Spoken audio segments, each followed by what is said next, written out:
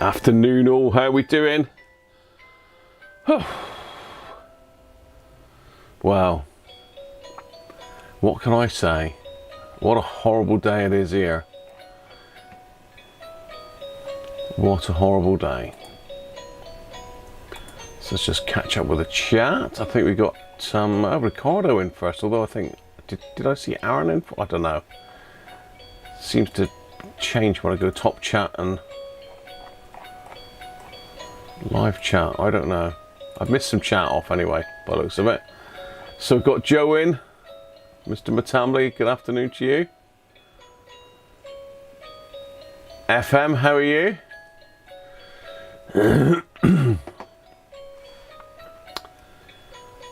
Falk, that is. I see, I remember that time. I can't remember Colombo. Aaron, how you doing, mate?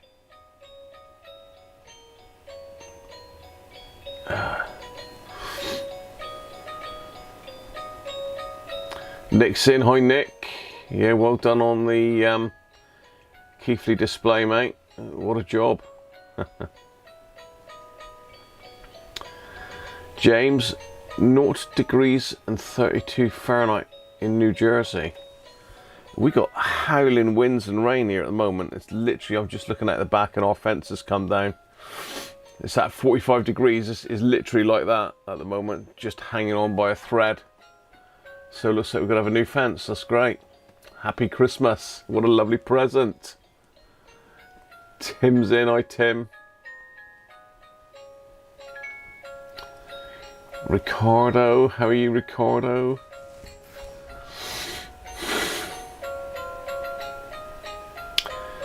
Been listening to the Grand Prix on your Vider. We have, Tim, but there's so little information out there. I'm going to need a lot of help with this. We've got a yellow weather warning for this evening for winds, so I don't know, it could be any worse, but it's going to be. Sockets look fine on this one, Tim. A revolver. It does if I turn around at the same time.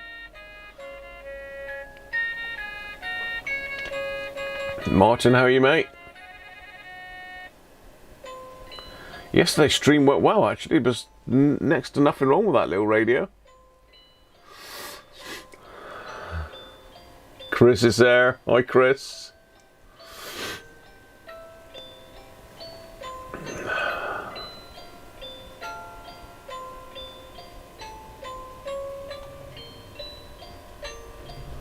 Thanks, Ricardo.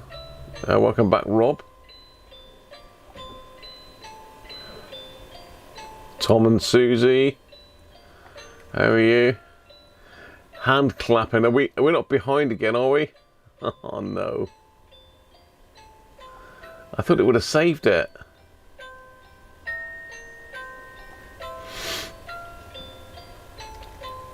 It should do, Rob. Thanks for the super chat, mate. Afternoon, Brett. The Vale of York. Bob, hi Bob. Perfect for a Volver, yeah.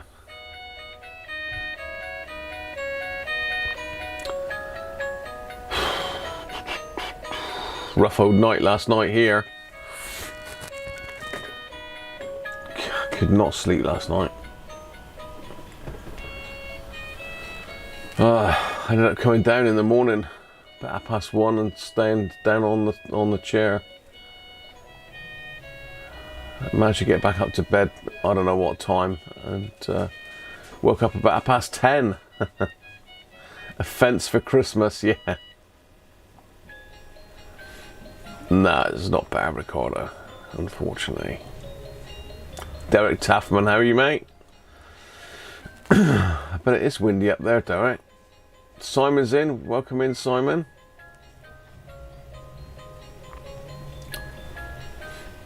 You got winter weather alerts as well, Chris? Benji's in. Hi, Benji.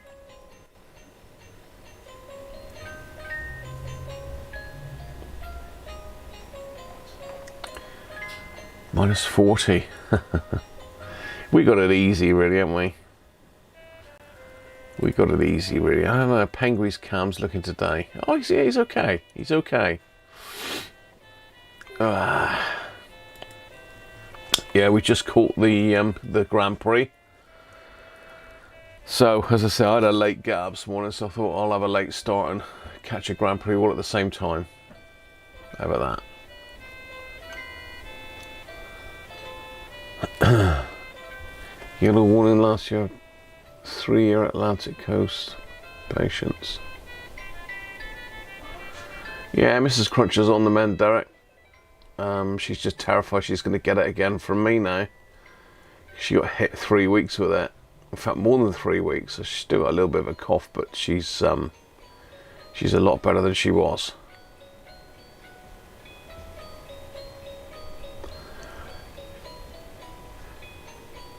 You're getting a yellow warning tomorrow. I think it's from 10 PM tonight, Rob here. From 10 PM apparently.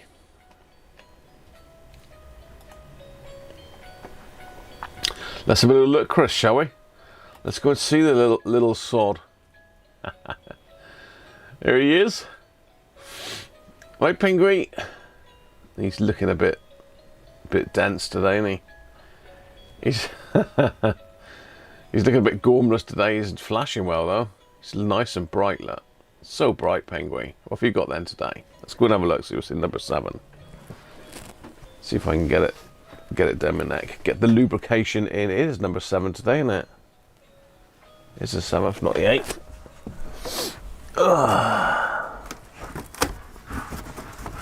There's something in there. It's a bottle.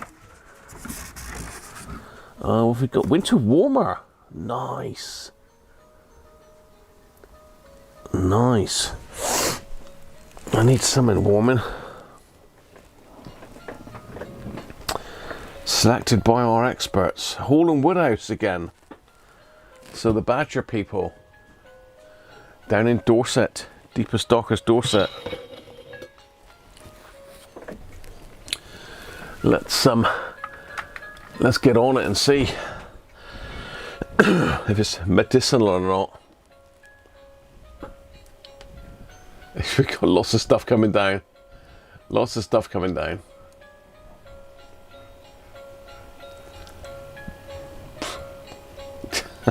Bit of gingerbread. Oh dear. Yeah, so winter warmer ale. Rich, fruity and malty. And there's a picture of a bear drinking beer with looks like 2 hikers. What's all that about? How have they come up with that? How have they come up with that as a theme? A bear drinking beer with hikers in front of a fire. I'm not really getting that. It's interesting, that's all I can say. It's ah dear. So Blandford Forum in Dorset, rich, fruity and malty, style is winter ale.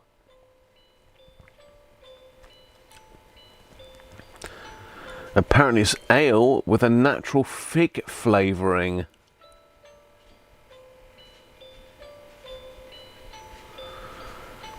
So they put fig in it, that could be interesting. Oh, hang on, more gingerbread coming down. I missed the candy. Eggnog. Yeah, folk. Some of that did go in yesterday. It was rather nice. Mrs. Cruncher's hooked me right up again. Sounds like she's off out with the mad dogs now.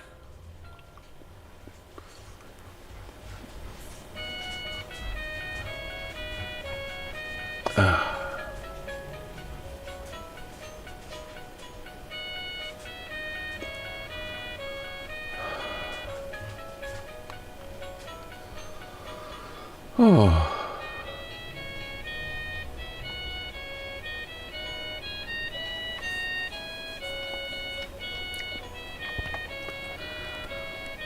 We got presents and snow coming down now. Good day, Multi, just in time.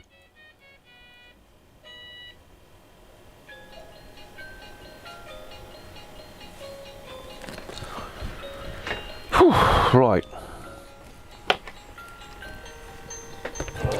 Let's get an open.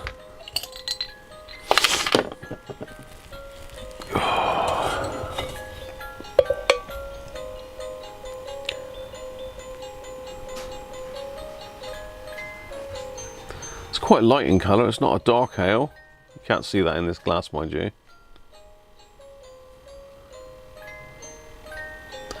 But it is tastes the difference from Sainsbury's, so let's say they've had quite a few this year. I think it's about the third or fourth one of these, isn't it?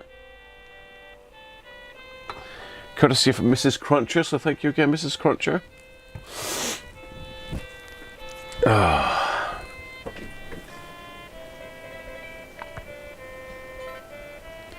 You were singing at the Christmas festival last night, Rob, were you? Nice.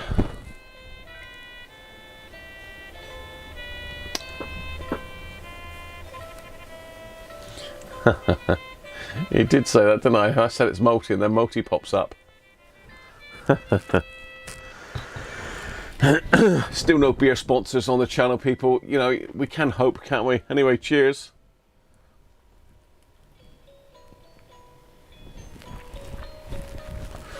Yeah, obviously it's a thing, Tom, in the UK where this is brewed, because we got loads of bears that go out hiking in the UK and setting fires. It's traditional here. Mad, isn't it?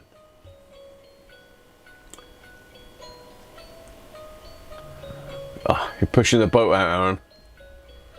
Apparently some of those non-alcoholic gins and stuff like that are supposed to be quite nice, some of them.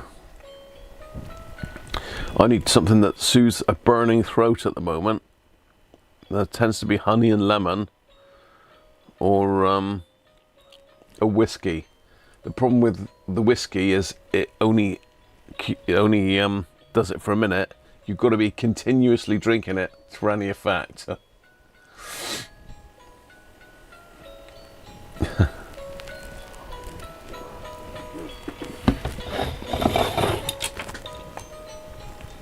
It's snowing again. So, can you remember back to this this Dansette? I mean, we recapped it, did everything to it, put it all back together, put it back in the case, and it was absolutely nothing. It's quite difficult to test it out of the case, so I'm not sure what sort of luck we're going to have today. It might be that it's one that I'm going to have to sort of clear the whole bench off, pull it out somehow, make it safe, and just try and go for every stage. The problem is there's very little service information for it. All I've got is a schematic, pretty much. Maybe I need to download the valve data for each one.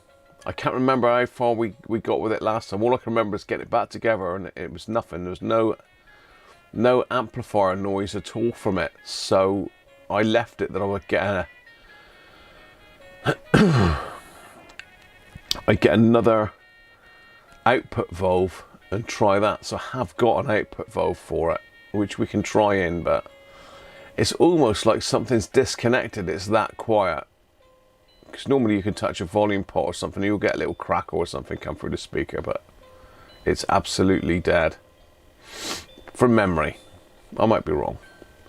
Let me see if I can find the little bit of service information I had on it.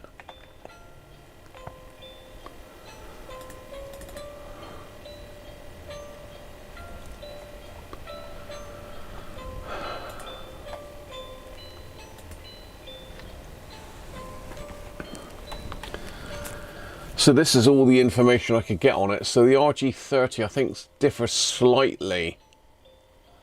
Whether it's got a different I think it's got a different wave band on the radio or something. It's not a massive amount difference. This is the valve lineup, and again I can't remember if that's the exact lineup that we got in this one. But I did buy a new output. So it's got a bit of alignment information, which we don't need. What we need is voltages, really. And we haven't got any voltages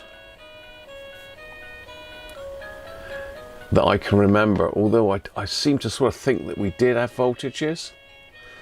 If you can remember, I changed MR1 for a 1N4007 and a dropper resistor, so that particular part is gone.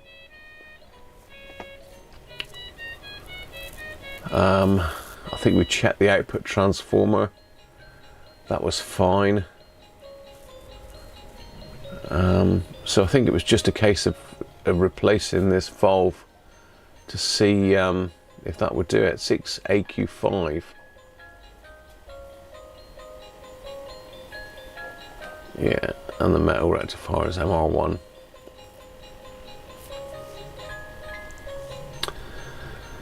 So yeah, I'm not sure what voltages. Maybe we need to get the data sheets for all these valves, go through the bases and try and work it out. I thought we had some sort of information on it, but I must be wrong. I thought we had voltages and a base layout somewhere from last time. Yeah, can anybody remember, or has anyone got any information on the RG30 or 31? Literally, this is all I could find. I thought we had more than that last time though, you know?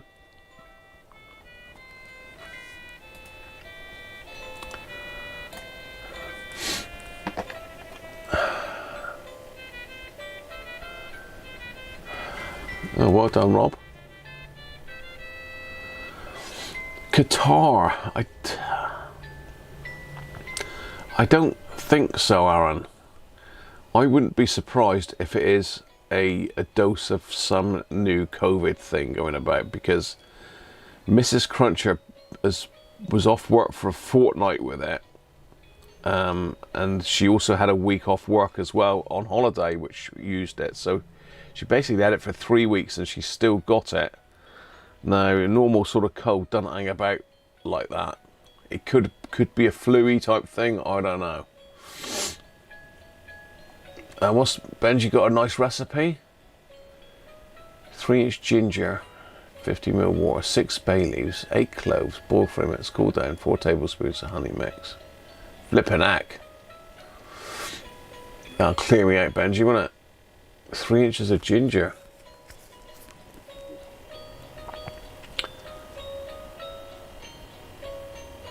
Sounds like a decent remedy, actually, that.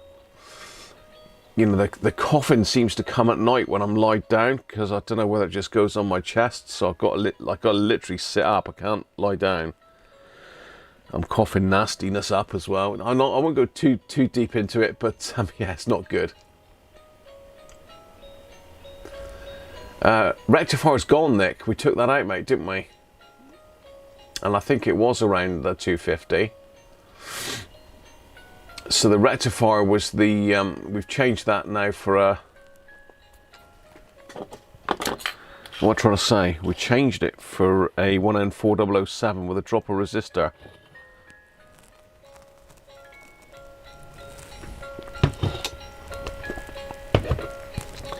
Let me go and get the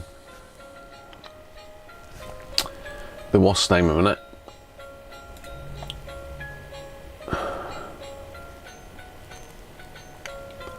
I'll leave it on this sheet for a second. While I go and get the thing so you can have a look through it. It's basically the same. I think the radio is a slightly different configuration on the RG30.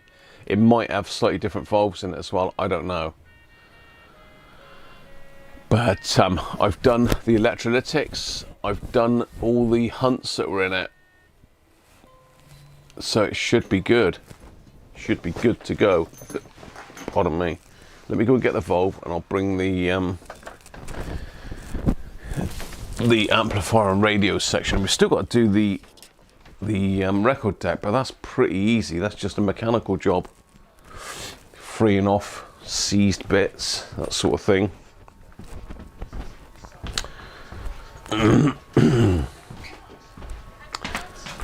Ah dear. Right, we're just watching Mrs. Cruncher's been watching the presentations for the Grand Prix. Right, and there was a little box with that valve in, and look, can I find it now? It was right there. It was right there. But it no longer is. Now, I know Mrs. Cruncher's done a bit of a clear up here, and I wonder where she's put it. Oh. I don't like things being cleared up, people, do you? Can never find nothing. It was in a sealed, very small little box. Little tiny box. Nice and sealed. All safe, right by my chair. Just nice and safe to hand. All good. Mrs. Cruncher thought it needed tidying up. I can't ask her where it is because she's gone out with the dogs. Oh dear me, that's taking me energy to get up the stairs. Got a sweat on now. Right, let's lift the base of the radiogram back in.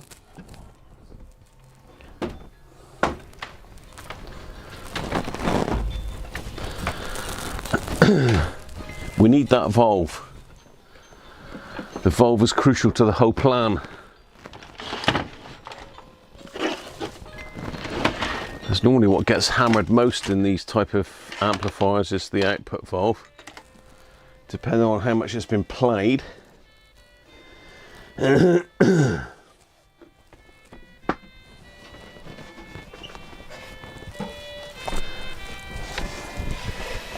pop that up on the bench. Let me just go and see in the other room if I can find that box. I think if she tidied it up, she'd have put it up here with all me other bits. I can't see the chat at the moment, but we'll catch up in a bit. Ah, I think I see it. Is that it? Yes, I've got it. I've got it. He's only got it.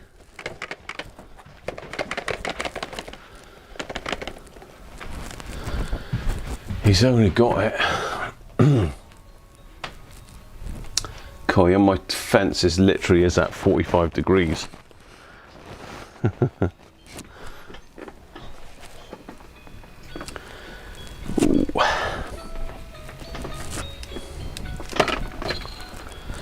Right, that's a whole bench full of radiogrammage now. Whew.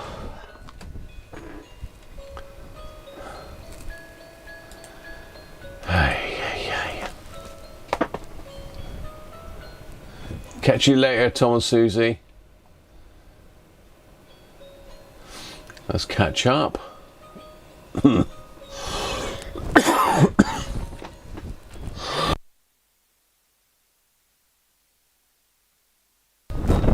Sorry about that. That's all that going up and down the stairs. Yeah, I'm not saying, but it yeah, it is pretty much, Aaron.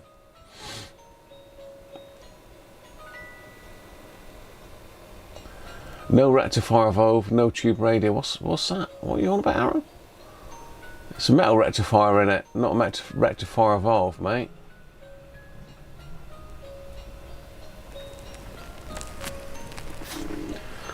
Yes, a rectifier, metal rectifier, not a rectifier valve. You try to say that I've replaced a valve with a diode, aren't you? Which I haven't done. So I'm not guilty. Right, let's see if I can get the business end of this in shot for you. So here we have it.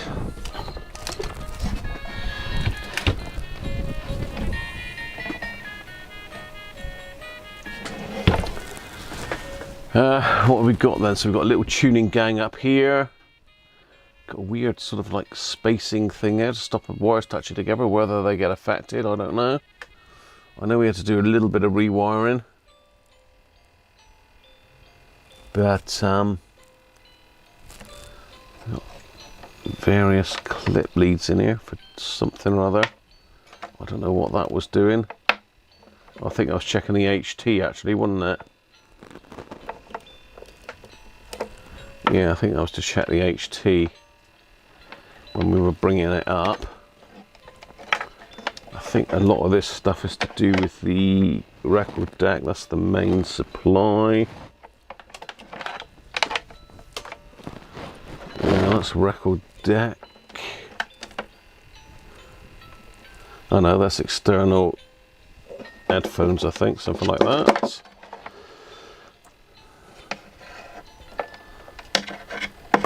Record deck, record deck. Yeah, I think that's where we were measuring the HT from. It's our mains transformer. So we're measuring the HT from the top of the smoothing cap. I mean, it almost seems like I've got something not quite in place, if you know what I mean.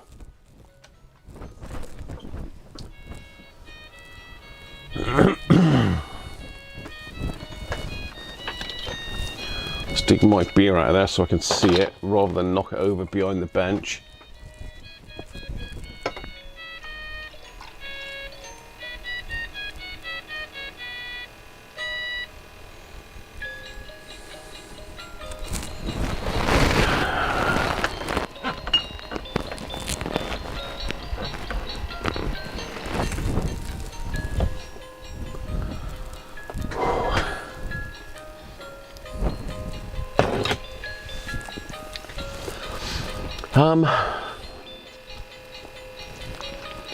What have we got then?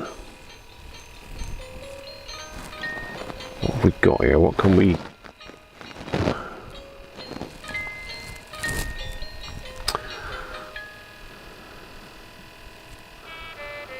So this is our mains.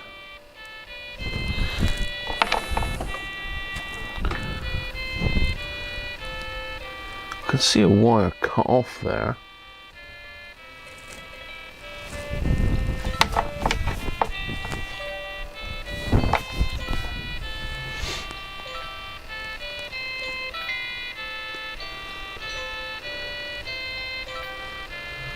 What's all that about then? This is the problem with these things. If you do them a while ago and then you come and revisit them, sometimes you can forget what the hell you've done.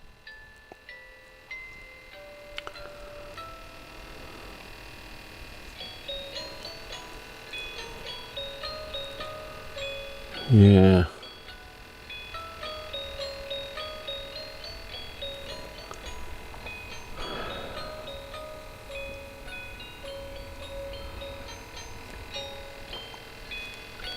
Just looking to see if I can see anything obvious, really.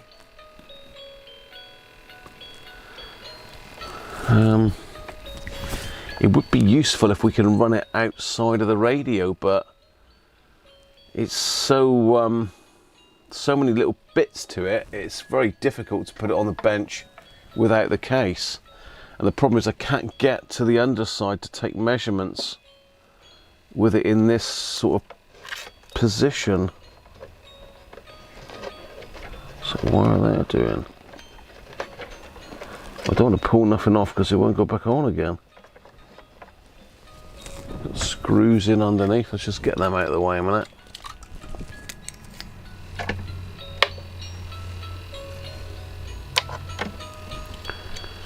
There's nothing. There's 3 screws there. Nothing else in underneath us, so causing problems.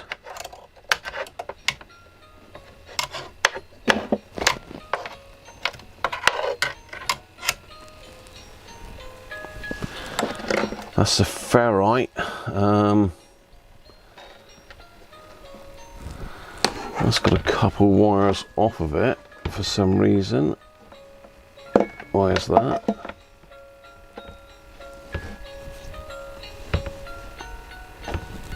I think that's because it joins in up there somewhere.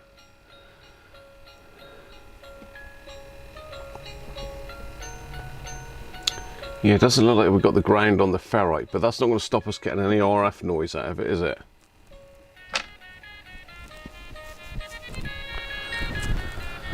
Let's have a quick look at our valve, see what we got then.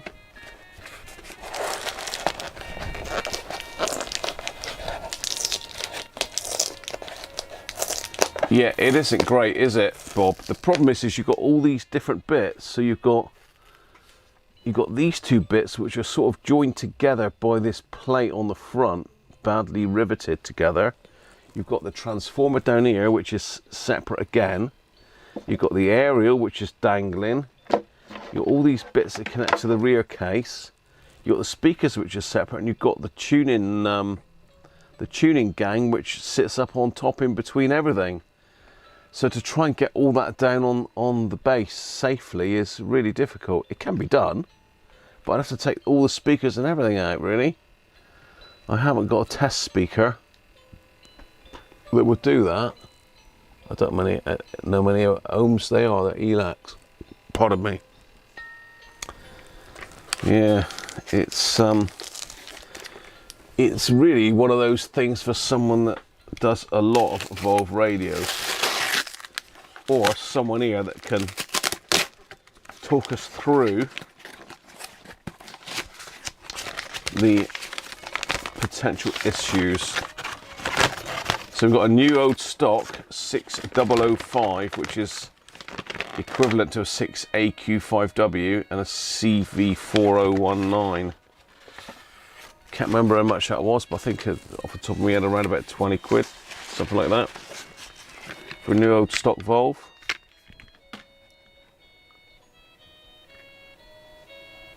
Six AQ5W.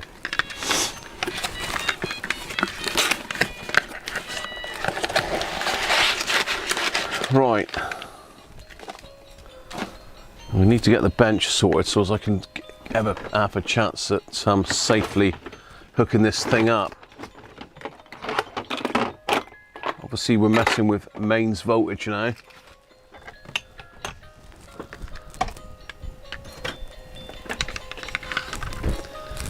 We need to find my quick test connector, quick test block. GT Jeff, how are you, Jeff?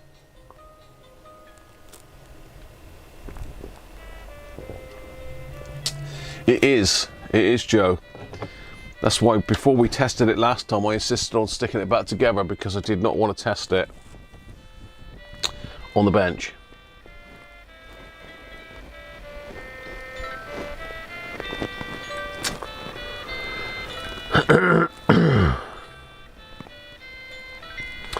You know, the other theory I had was that the capacitors weren't in right. You know, maybe I'd got a wire wrong on one of the smoothing caps and they weren't connected correctly.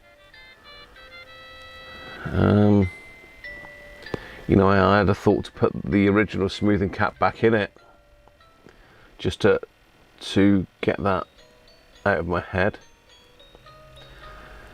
But you know, there is like another wire that's soldered to the on-off switch, which is a little bit confusing. And I don't know whether that's something to do with the record deck motor. I think probably it is, because the record deck's in the other room and it's too big to get everything on the bench all at once. Well, I could do it, but I'd have to clear the whole lot of the bench.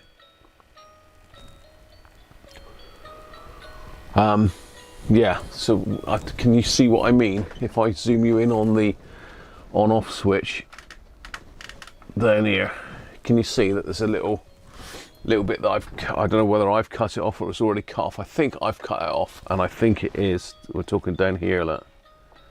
I think that is the power supply to the record deck motor, I think. I might be wrong, but that's the power in from the mains there, pre-transformer. So that's AC. So is it an AC motor on that deck?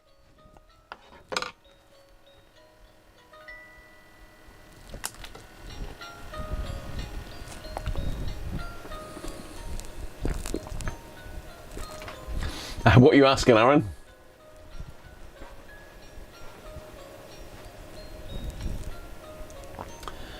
What do you think of the RG31 radio? You have to wait.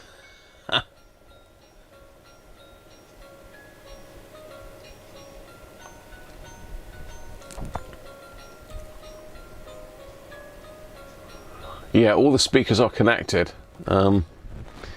Yeah, all the speakers are connected, as you can see here. You know, speakers connected. And this is the output transformer down here, and just to one side, you can't see because I've got my great Swede in the way. And this is the output valve, 6AQ5. It does look a bit ropey, doesn't it? It does look a bit dark, maybe a bit tired. And this is the replacement for the three can, or the can of 3. Now just checking the HT from that point, really.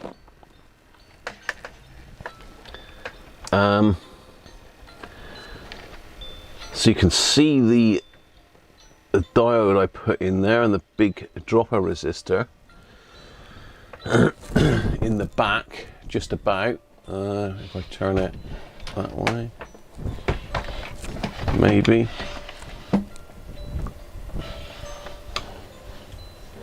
I've lost sight of it now. No, too far. Too far. Yeah, you can't really see it very well. You can just about see the resistor up in the top left-hand corner there. That just. No, it's not going to have it.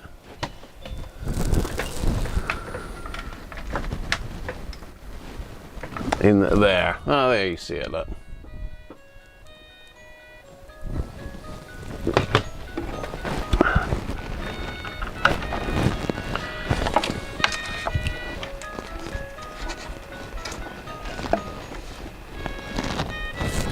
So you can see the diode there, look. And you can see the resistor. Now I think I put that in different than I had it on the diagram, if you know what I mean. If we look at my diagram I drew, where are we? Yeah, so I drew it in like that.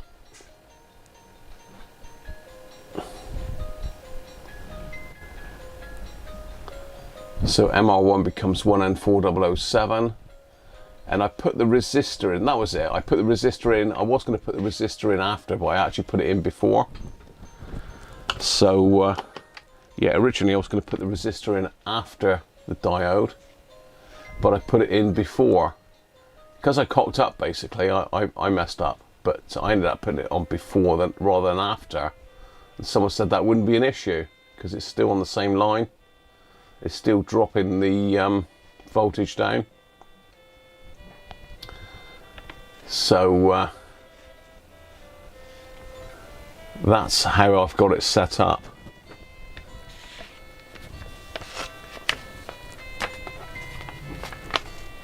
So Abel's not feeling so good.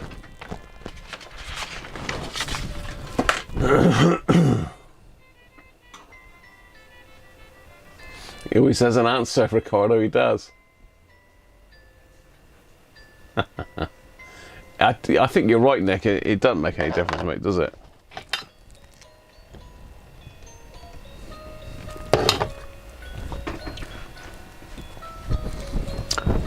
Let's put some power on. Whee, come on, you can focus. There we are. Let's put some power on the end of that. It's the old style wiring as well. Red, black and green. Old school.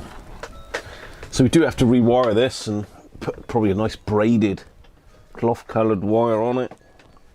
Cloth coloured? Cloth covered. Ah, dear. Right, let's see if I can find my, what's the name of it? My quick test. Oops. Here it is. Buried because I pulled all those batteries out, didn't I? Incidentally, Simon did say that those batteries should come back once I connect it up because they've got a battery management IC in them. Right, we need the dim bulber as well. Let's zoom back out a bit. JJ, how are you, mate? Welcome in.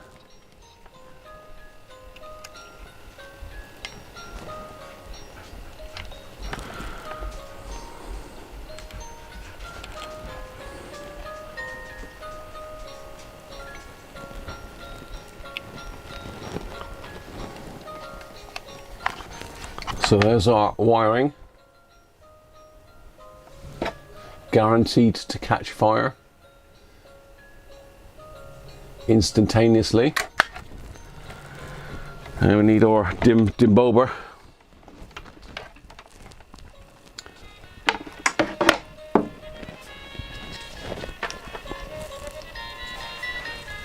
To get the old dimmer bulb, not jimmer, dimmer. Now, you tidied that up, Graham, didn't you? I tidied that up.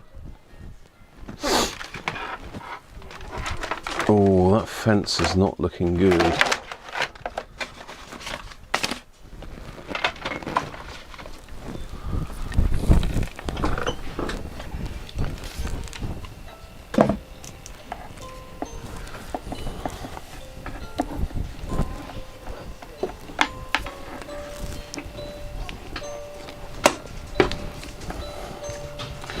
So we're going to plug our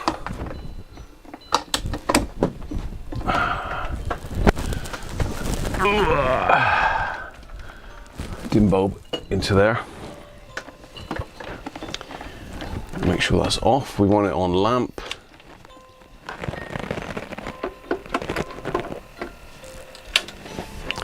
Power on, fire in the hole.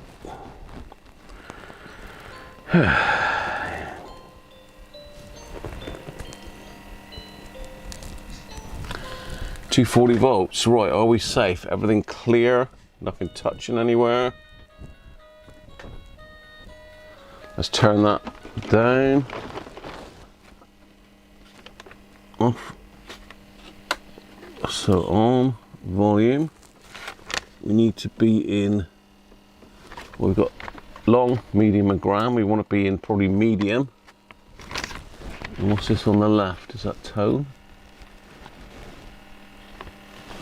Bass or treble, I think, one of the two.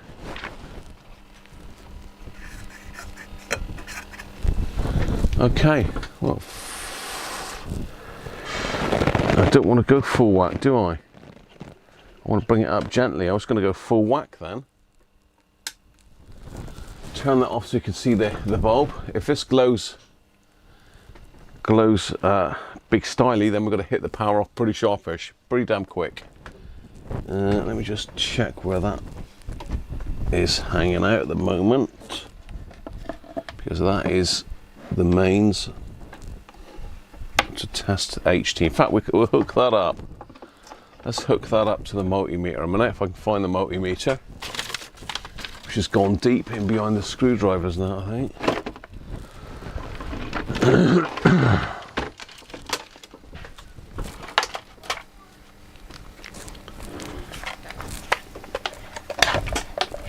You should better get you the HT just in shot there, so you can watch it come up.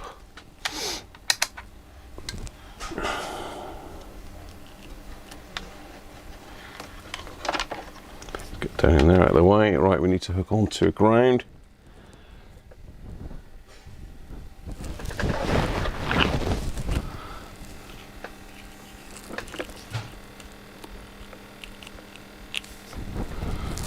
Let's just hook onto the chassis for now, because that is ground.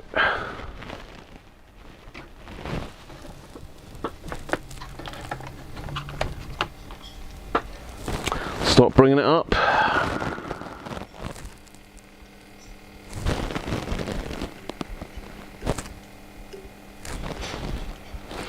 I'm going to set it at about 100 volts for a minute. Draw 50 milliamps.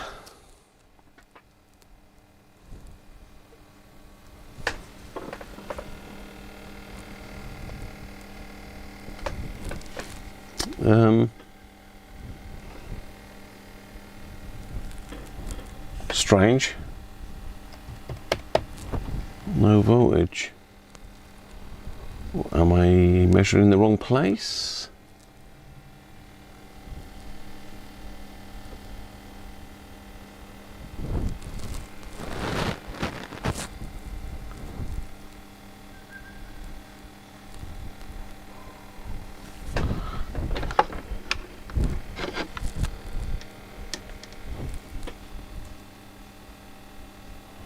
definitely DC there, isn't it? Not AC.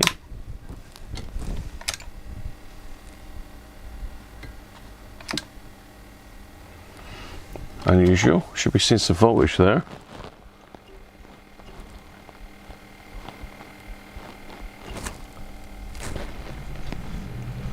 It's got to 180 because that's when it tends to start coming alive.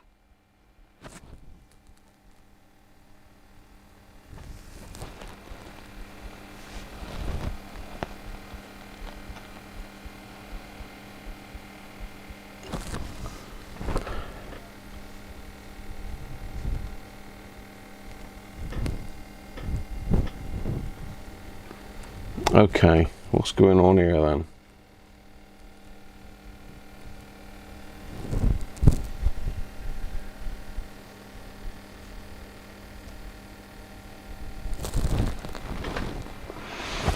Well, it's taking current somewhere, it's drawing it.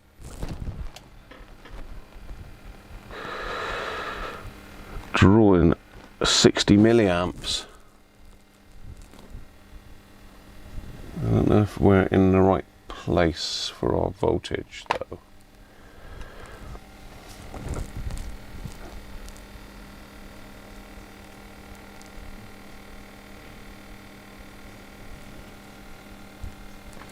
Or the ground isn't in the right place. Let me just flick that off a minute. So look at that ground.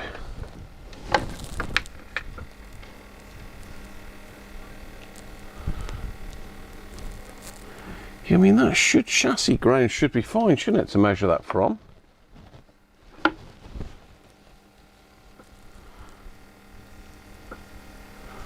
Or do I need a ground? Let me think, do I need a ground off of the radio side? Could use the volume pot ground.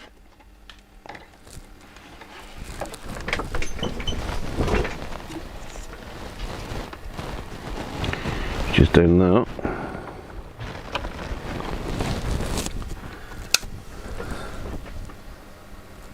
No, nothing. Strange. Let's try that on the diode.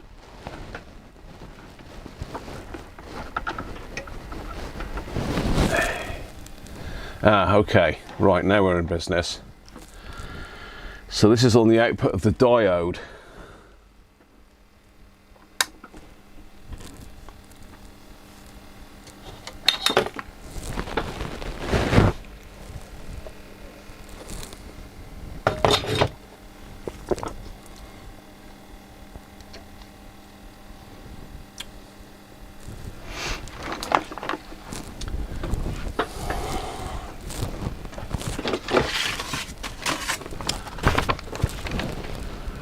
When my little pointy thing's gone now. So we are now on the top of the diode here, measuring. Strangely enough, on the smoothing cap, positive, we're not getting anything. How could that be?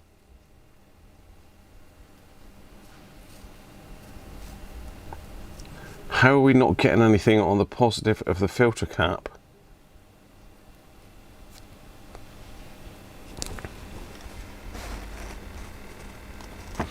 So I can see volves glowing. So that's us pulling our current. Let's go up to 240.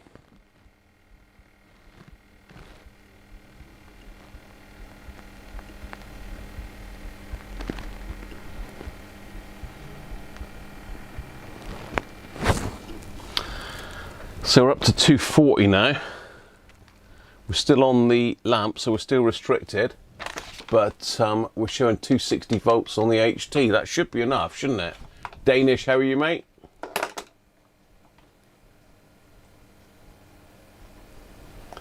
I'll just catch up with the chat a minute. Say hello to JJ. Rob's got a fire appointment. Yes, it can, Aaron. Turn down the volume.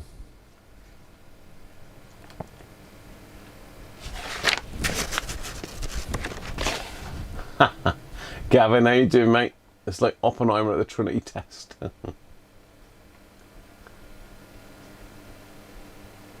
There is no rectifier valve. I don't know where you're getting this rectifier valve, Aaron. There is no rectifier valve. It had a metal rectifier in it originally. It's now got a diode and a dropper resistor. It's a transformer set. You like the high voltage, Paul? How you doing, mate? Let's catch up. Did they use the chassis as the negative bus bar? I don't know. I don't know.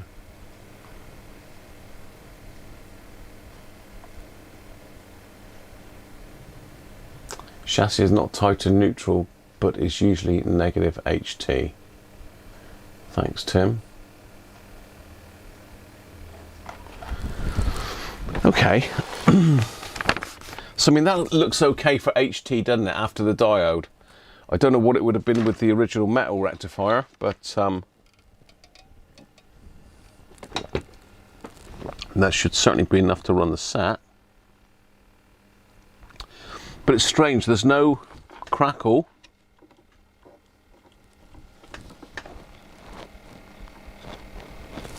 There's no crackle, nothing.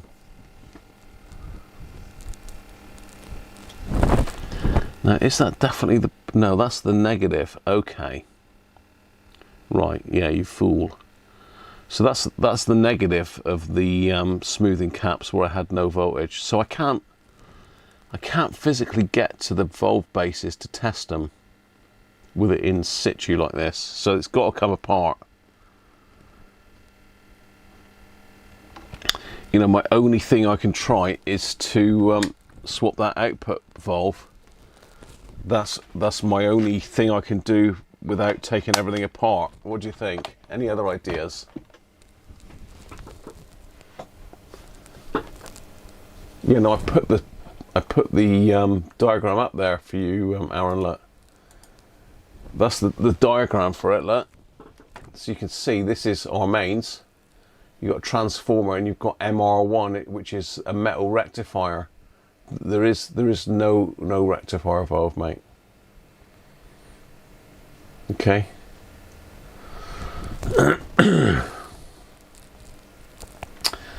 So what I need to try and find out is if these three caps are correct. They're all linked in properly to the right places and we're powering up all the bits of the radio. I need to try and find voltages on these valves. It looks like we've got the heater chain connected. That's fed through this coil by the looks of it. It doesn't show it in the diagram. But yeah, that's going to be the transformer for the heater coils, which are 3 and 4, 4 and 5, 4. I can't see that.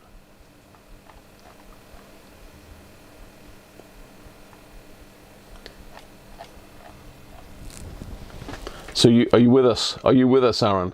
Are you up with the rectifier situation? He's up with the rectifier. Excuse me.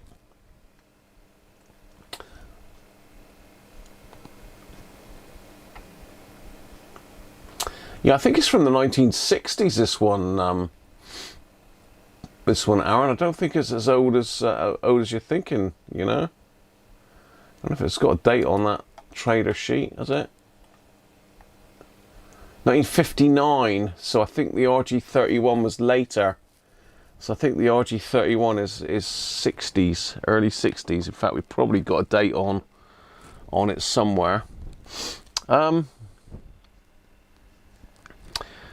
Yeah, so all we can do is try that valve, and then if that fails, it's got to come apart. There's no other option. We need to somehow get it safe on the bench so as we can measure it and work on it.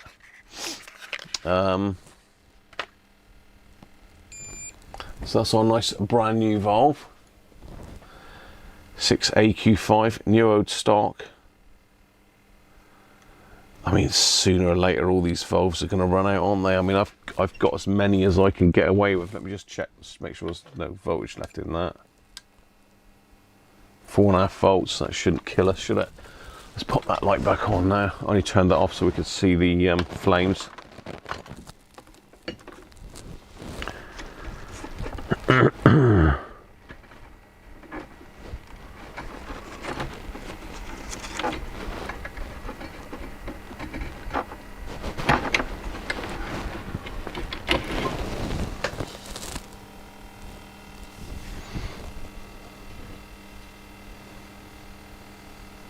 Yeah, it's difficult to say without a valve tester whether that one's any good or not. I don't know. It looks pretty dark and blackened inside, but that doesn't mean to say that it's wrong.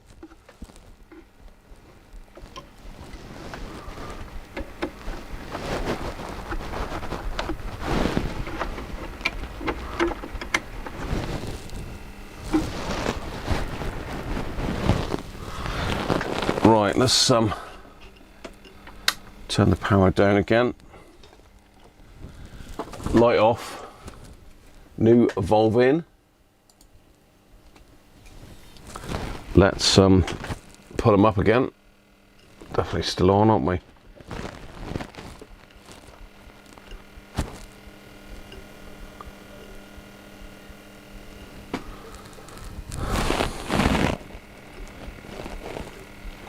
Let's put her up to 180.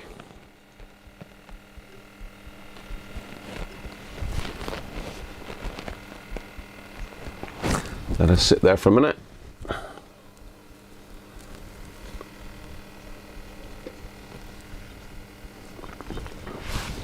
going to turn this off because that bit's making a whirring noise.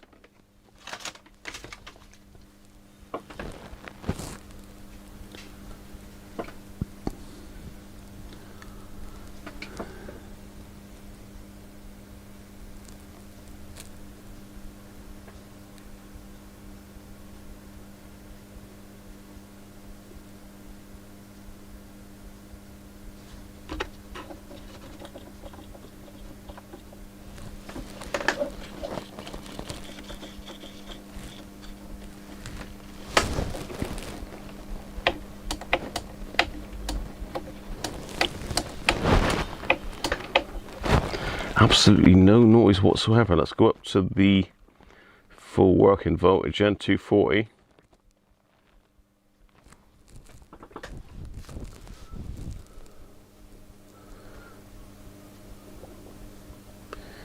You know, it's drawing some current, cutting the voltage back a bit. 90 milliamps.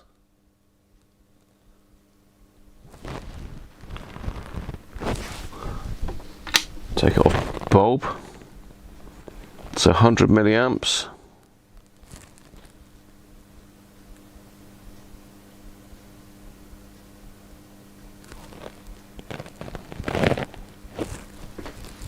Can't see any smoke.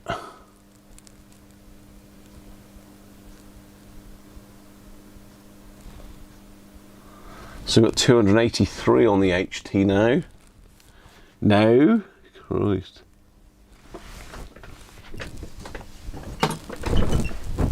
Just trying to see if I can see all the heaters glowing. Those two definitely are. Yeah, all four valves are glowing. The heaters anyway. I can smell warmth, but no sound, nothing.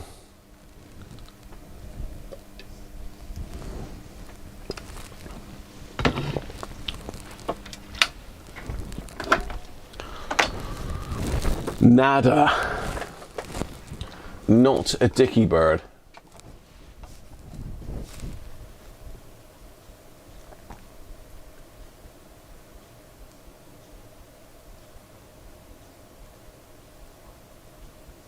It looked good. 8 ball's random at times, didn't he? But we did win Aston the lottery. Did you hear about that? Can you remember Aston asked yesterday about the lottery, and he actually did a lottery ticket and won. How about that? Pardon me.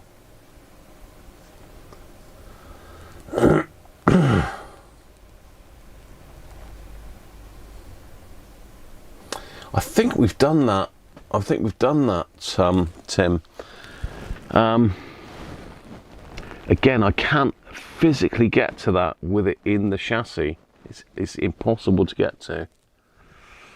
So I've got to take the thing apart, which is a pain. The pain in Spain.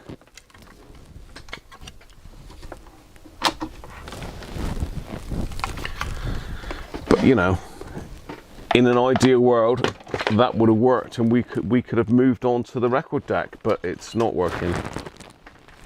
You know work.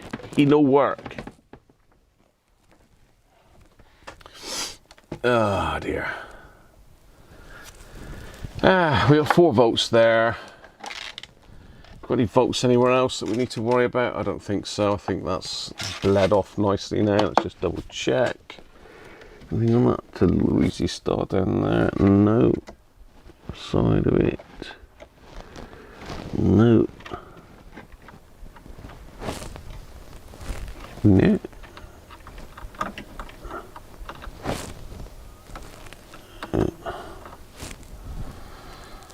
Four and a half volts and drop in.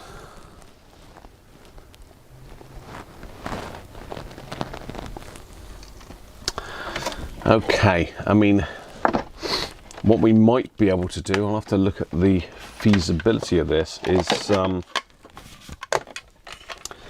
maybe we can disassemble it into here, if you know what I mean, and then test it with it sat in here. Then at least I can have the speakers hooked up and maybe flip these over. Let's have a look at that. So I think I did grease all these up before I pushed them back on.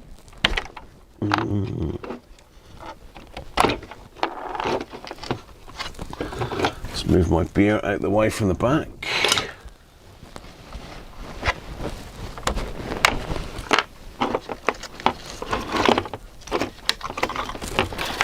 Get the Christmas tree out of the way. Right, that's yuck. Yes, I did put grease on it.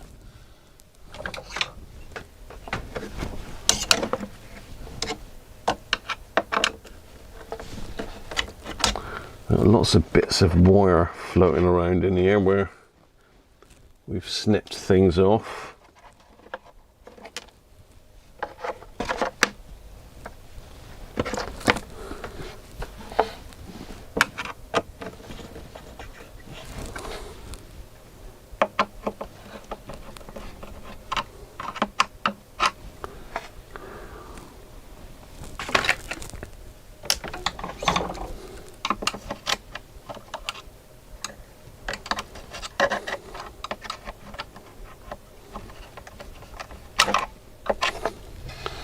So on that one.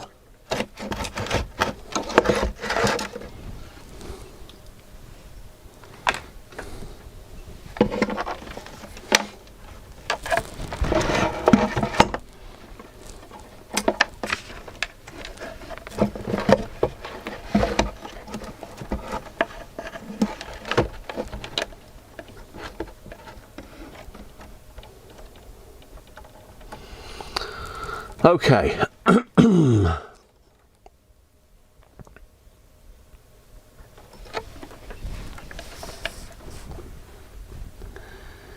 Can we see anything obvious?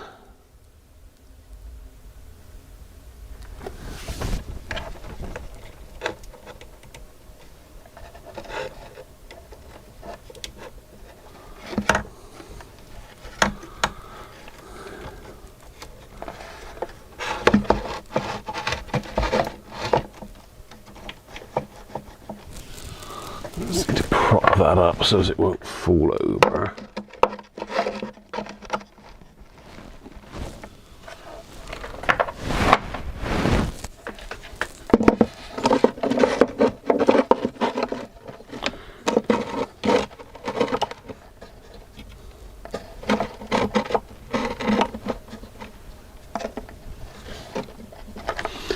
Right, okay, we should be okay there, looking at that.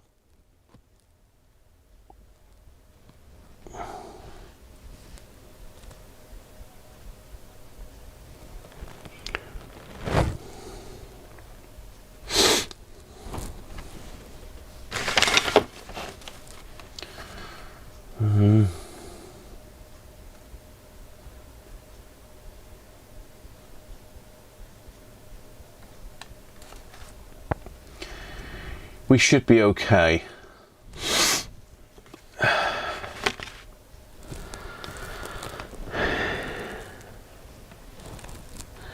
The one good thing is we can easily get to every single valve pin. Every single valve pin is easily accessible because it's a circuit board. There's no massive wires underneath it, if you know what I mean. Famous Sean blocks. Yeah, we did hear from Mr. Man Cave, I think it was yesterday. He just wished us all a Merry Christmas, so he's still about. Right, okay, what's Tim saying? I usually put a small battery across the input of the output transformer and listen for a crackle from the speakers. Input of the output.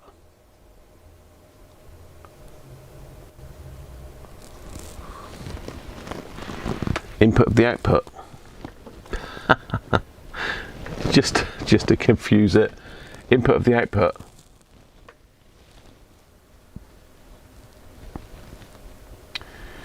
What have we got there? That doesn't look overly healthy down there. Let me just have a look at that.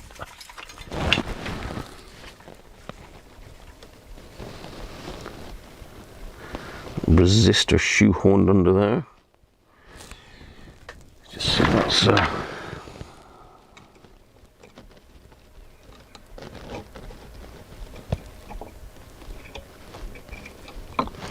no, that seems okay. That there. No, that's fine.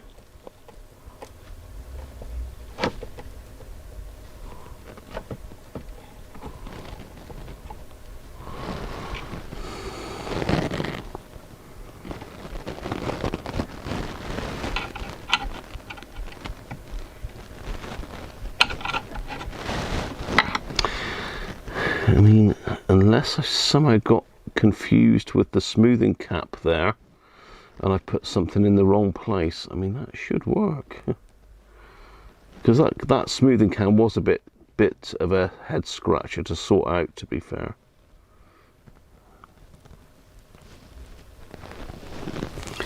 Right, we need to look up some valve data, I think, because I don't know what voltages I'm supposed to be expecting on these valves. I mean, the anodes should be fairly high voltage, shouldn't they, on the output stage?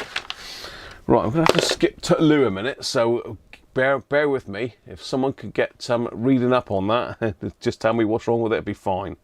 But I'll be back in a second.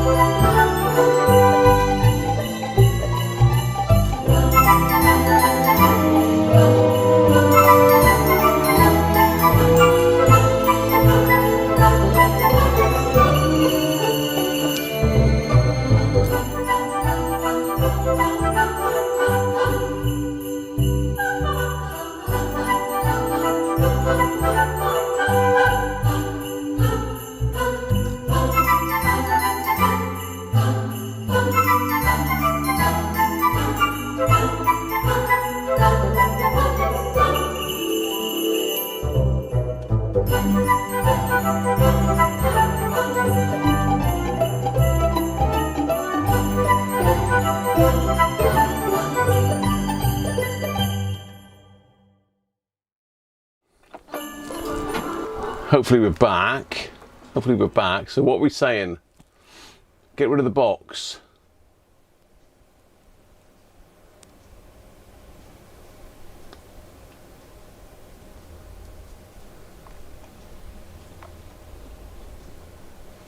Get rid of the box.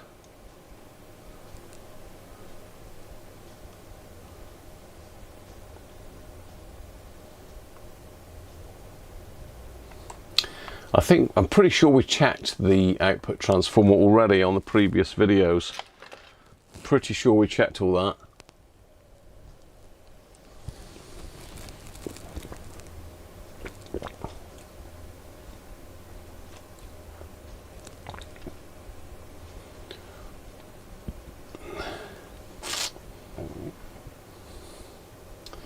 So, yeah, you've just been, you haven't been contributing, have you? You've just been talking amongst yourselves. I'm going to put the schematic up here a minute, look. And I'm going to go and get my Volve data book a minute. I know we can look it up online, but it's nice for me to have something I can refer to. So you have a little look at that a minute while I pop in and get my little Volve data book, my little Mullard one, I think. A little Mullard book.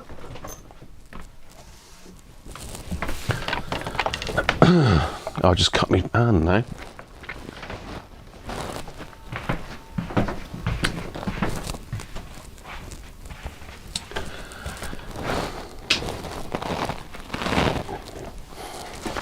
It's going in deep.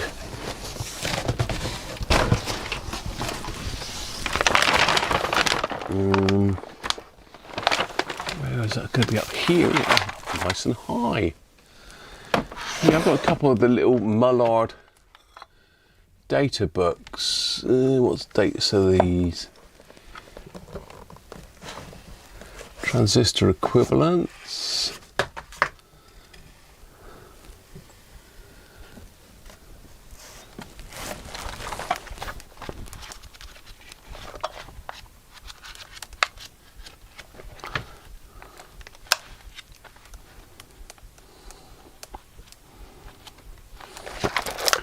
Let's have a look.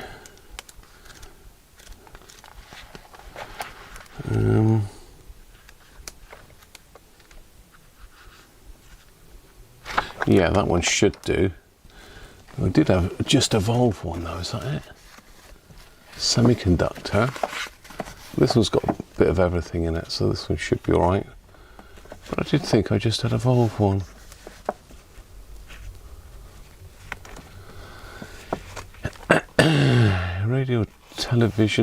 Radio television, industrial tube diode and transistor equivalence manual. It's not that one. Handbook of the simple transistor circuit. The radio, I remember these news, radio electronics engineers pocket handbook.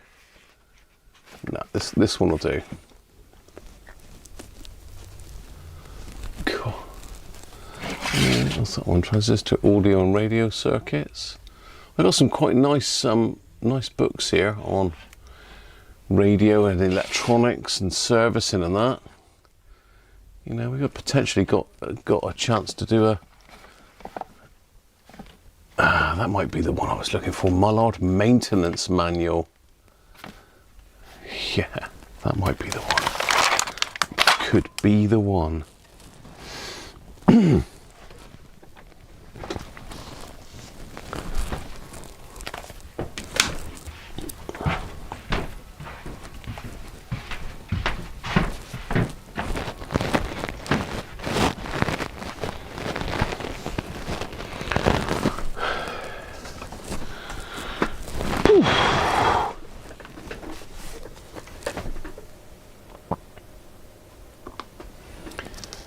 Right.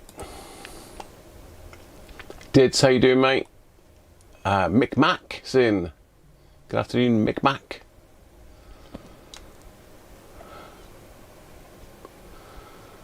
Whew.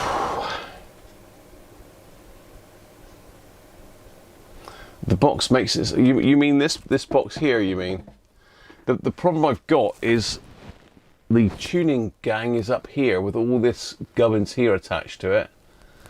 Plus I've got the speakers mounted up here, so I'd have to do a lot of wires to take it out of the thing, or unbolt all of this lot and have it on the bench as well, which is too much. No finger dids. No finger. Today I'm on the bear in the house. I don't know what it is. There's a bear in the woods with the hikers stuff I'm in.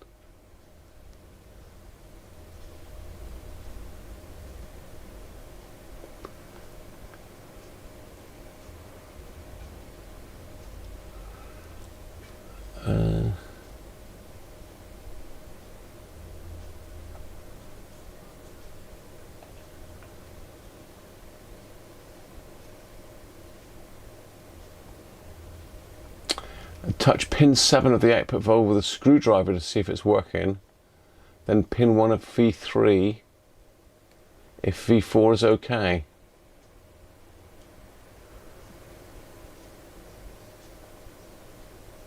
Two kV. We haven't got 2 kV.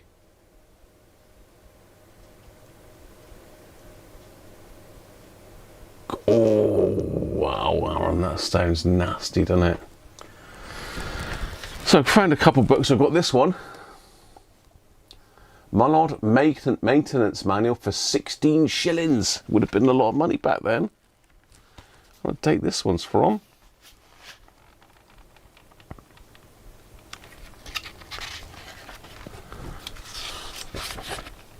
£1961, so we're a right era with this. So have we got some television tubes, pentodes. Yeah, look at this lot. So what did we have? What did I just put in? 6AQ5.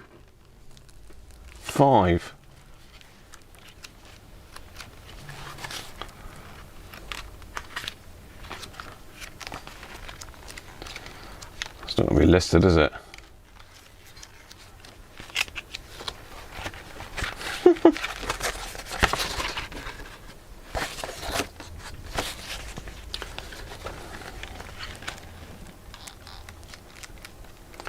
Where would that be listed then?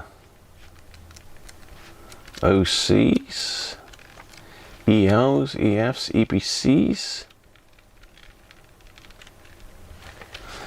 We got some equivalents here. Let's go for type 6 AQ8. There's no equivalent. What?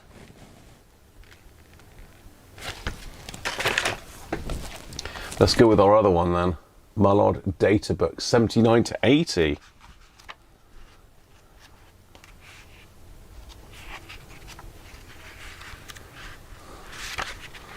Television picture tubes. Monochrome picture tubes.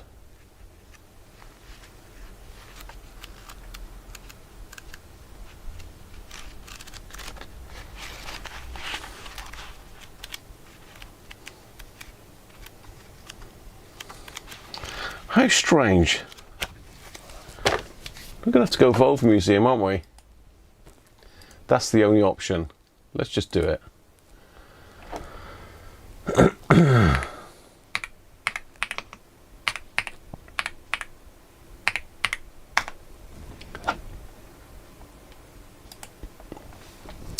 So if anybody's not visited the Volve Museum online before, let me just pop that in the chat for you.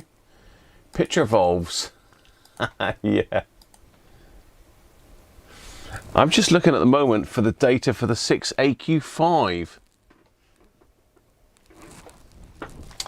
That's the boy.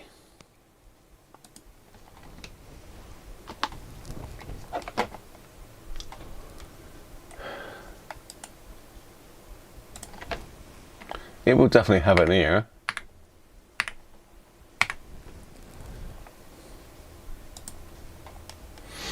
Equivalents 6AQ5. There we go. There he is.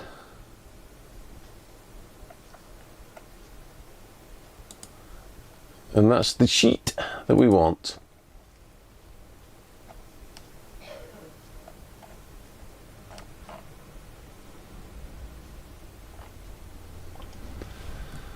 So,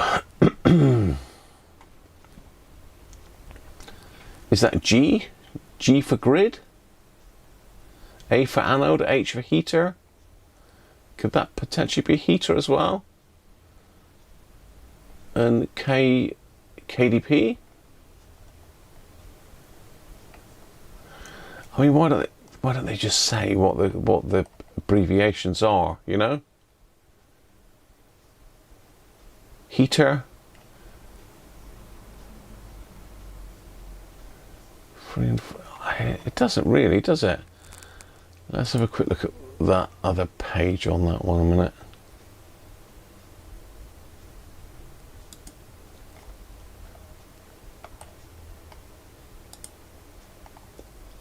There you go, abbreviations. But to switch between them all. So, which was the Mullard one?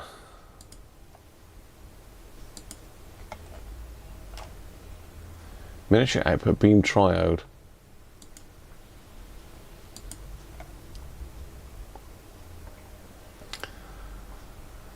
So that's the volts heater, isn't it?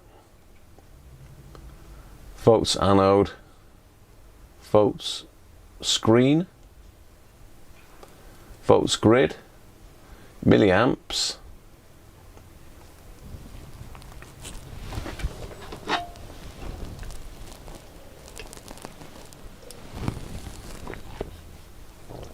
So what's the Mullard? Oh, General Electric, that is.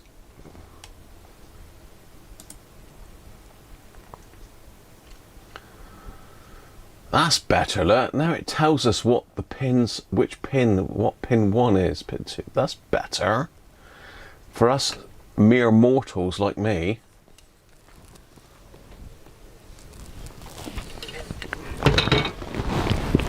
So I need to get a plan, because what I'm intended to do is look through all these valves, find out the voltages of all of them, what we're expecting, and then test them, because that'll lead me to where the problem is. I'm convinced of it. I am convinced of it.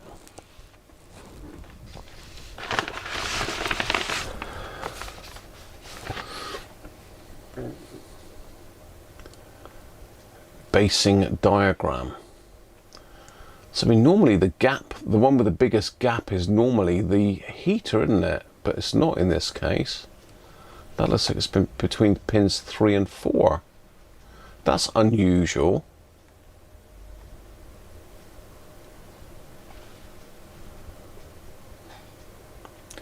Unusual, isn't it?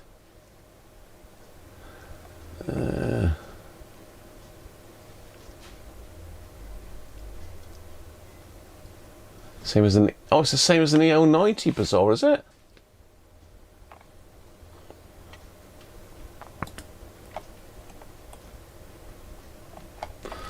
See, because if you go back to the original screen, it's got equivalents.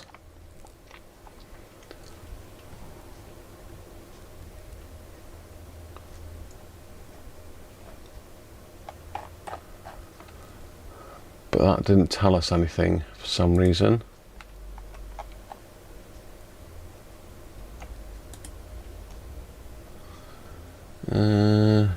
Yeah, EL90.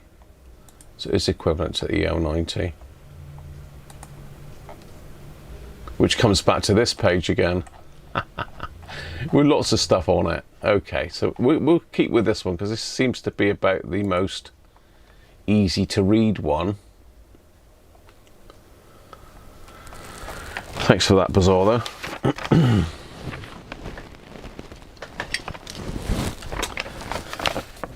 So that is V4.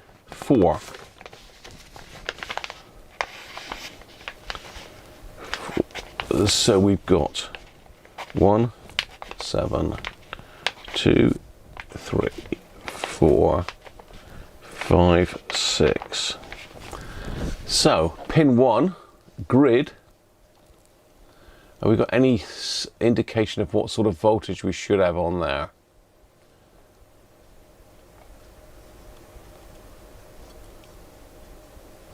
Well, we know we've got 6.3 volts on the heater.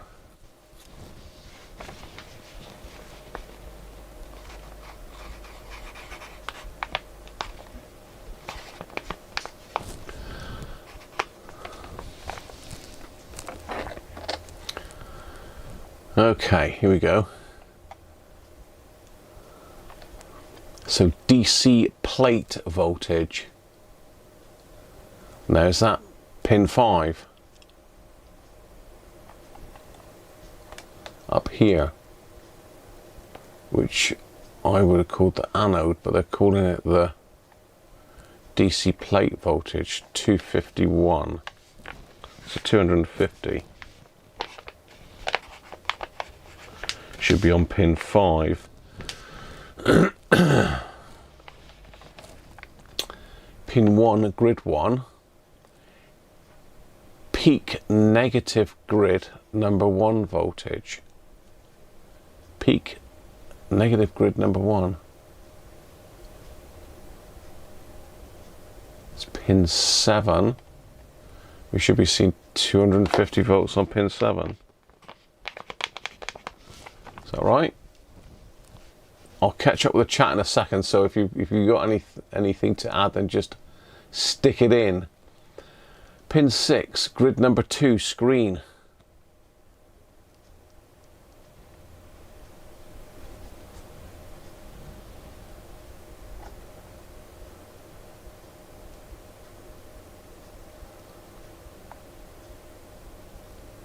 No, it's not telling me a lot else. Maybe that's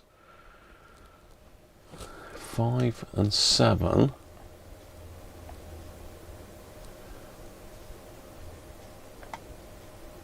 One, 6. Sure, we need to know pin 6, the grid number 2, screen. What's the screen voltage going to be then? Screen voltage 250.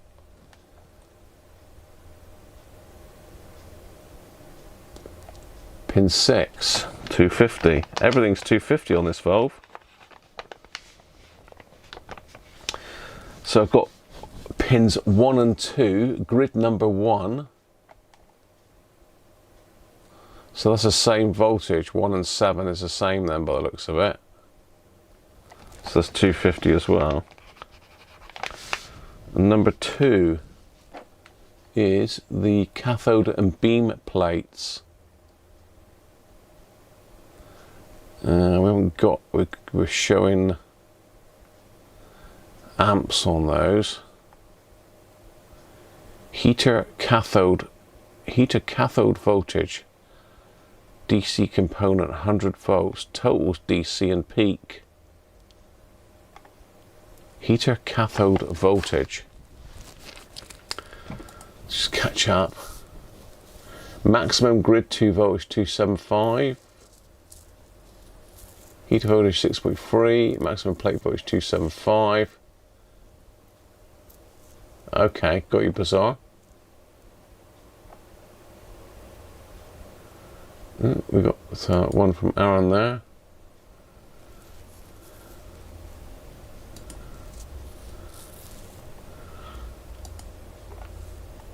Was Aaron or was it Joe? That was Aaron. Send us to a site for the voltages.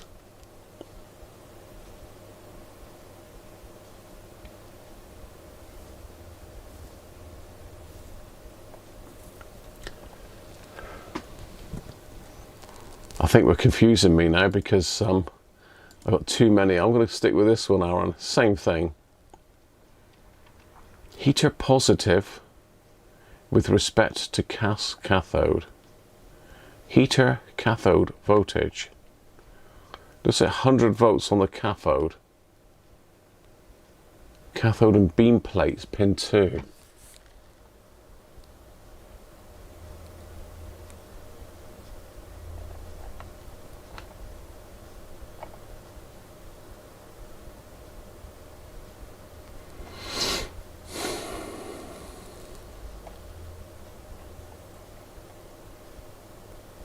So 100 volts I'm going to go with on that, pin 2.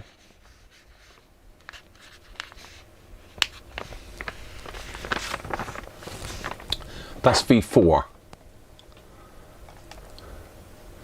Well, Class A amplifier is giving us a different thing again. I mean, now we're talking about classes of amplifier now.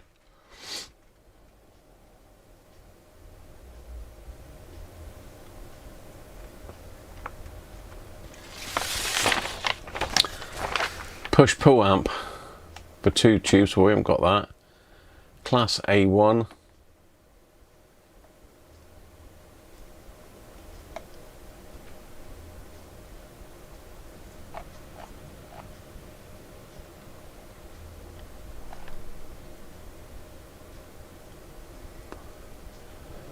Screen voltage, plate voltage.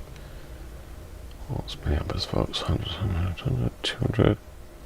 Heater negative with respect to cathode. Bulb hottest 250 degrees C. That would be slightly warm. Right. Let's go back one. V3 686.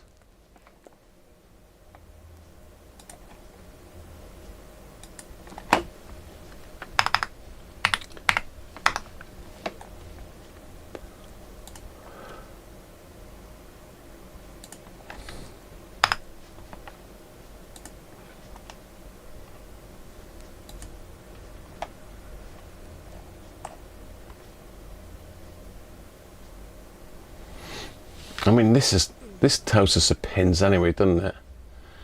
This is probably easier to work out than looking at that damn diagram.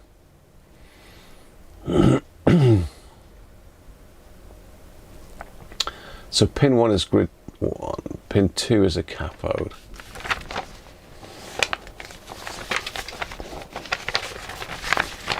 So this is V3.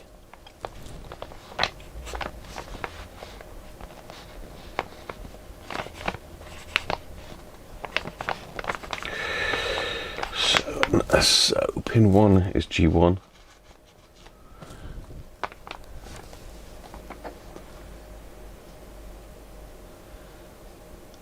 Heater's 6.3, which is 3 and 4 again.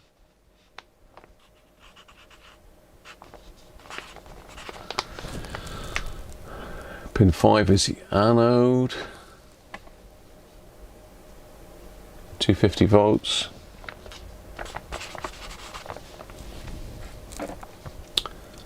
Pin 6, DA, that's that diode 1 and diode 2.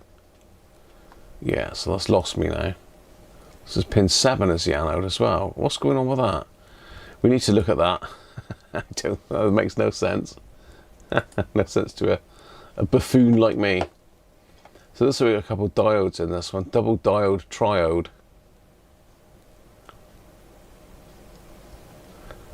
So heater, yeah, we know. Anode voltage 300 volts max.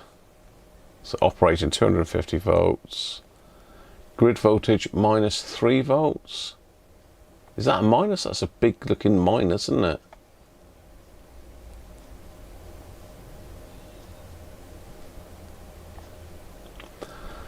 So we haven't got a lot of things we can measure on this. Operated as a resistance coupled amplifier. Peak output. I don't know.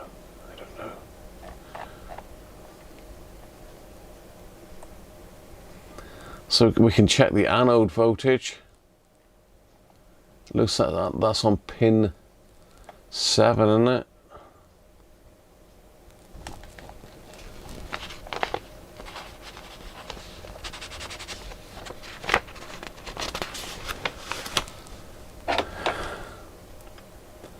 It's not easy. Usually they got these numbers actually on the circuit, you know, on the information servicing stuff, but they haven't on this. There's literally nothing on there.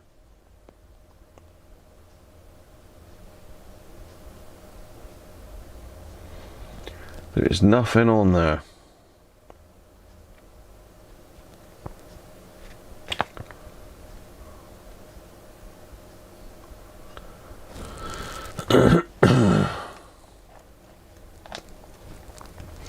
Yeah, so pin 7 is definitely the anode.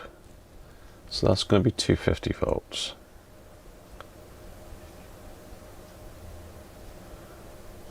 Oh, it's dropped by R11, 220k, so it's probably going to be less than that in this circuit.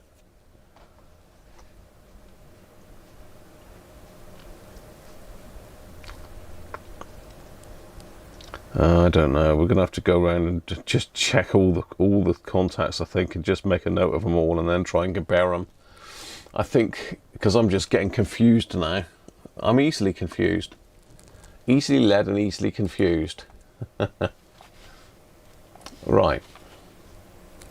Got a link to the schematic. The schematic is pretty bad, to be fair.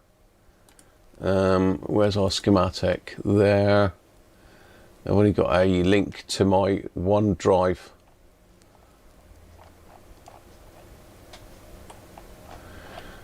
Let me see if I can find you a link a minute, Bizarre.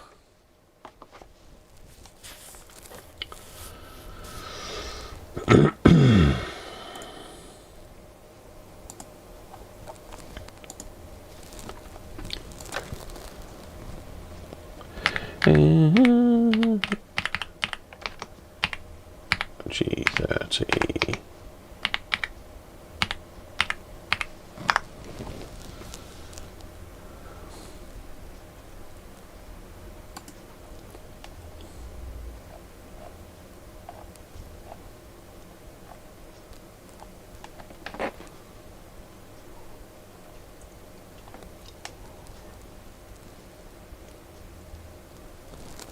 Ah, excuse me. I said I didn't sleep last night. I did not sleep.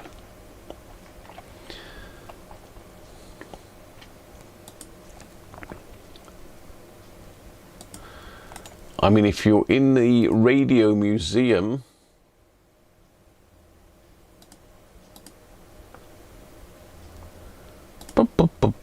then you can get it here.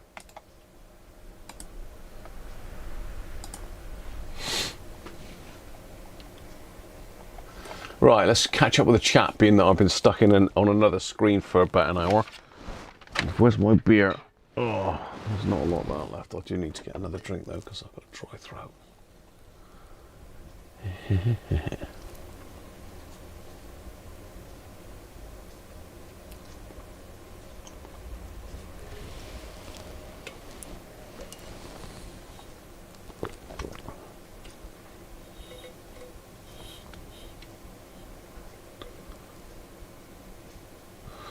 Yeah, I just sort of sussed that, Bizarre, that it's not a good idea to get the circuit footage from the tube spec sheet, but we haven't got it on the circuit, have we?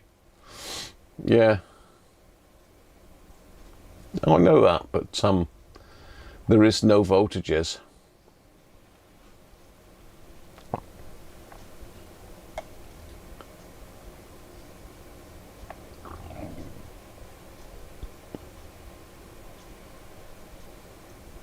Basic function check of the audio section.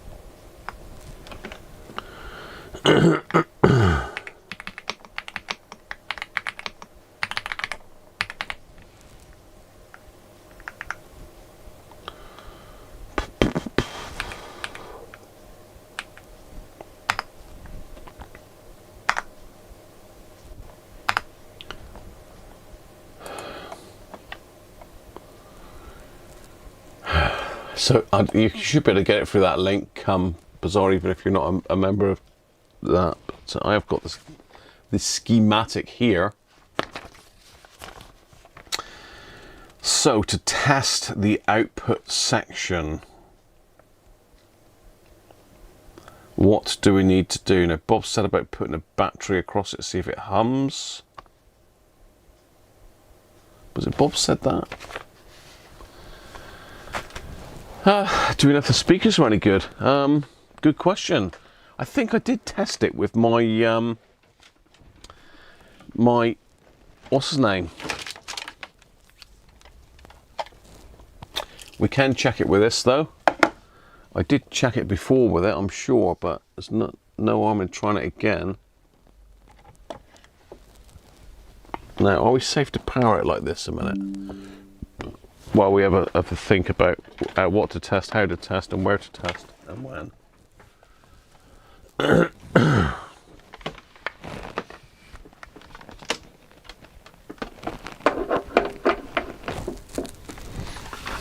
No, we don't want to go into there, Graham. We do not want to be going straight into there. We want to be going via this little thing here, via Penguin's tester. Penguin's lamp limiting machine.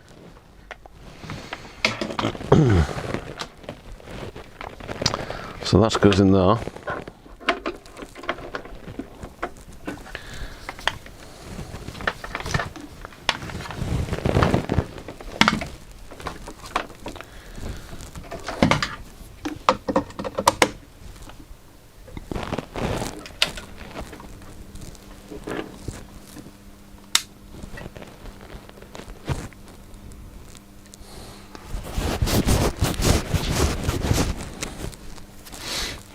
Okay, so we're looking to see if we got any noise on the speakers.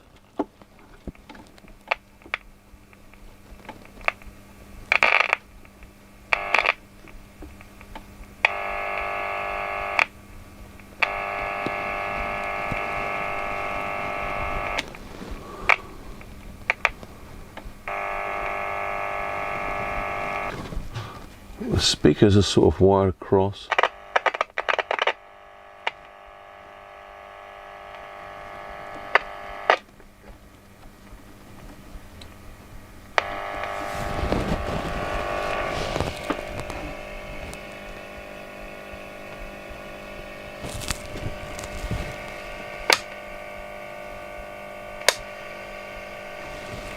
Whoa!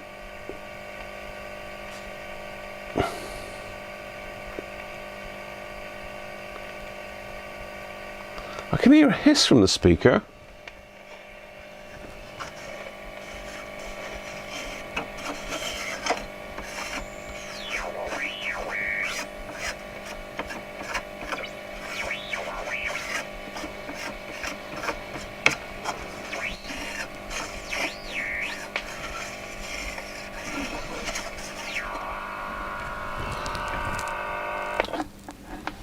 That seems a bit strange, doesn't it? I have got audio at the speaker, but not coming out the speakers.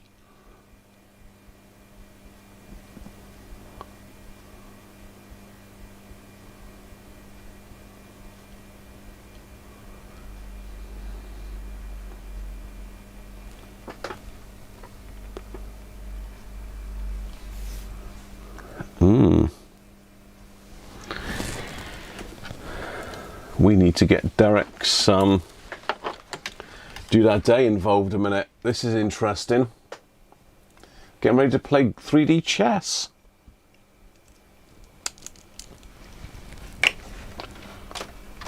And put Lord Montague on. Lord Montague. The bench with no beer. Okay, play. Oh, maybe I took it out, did I?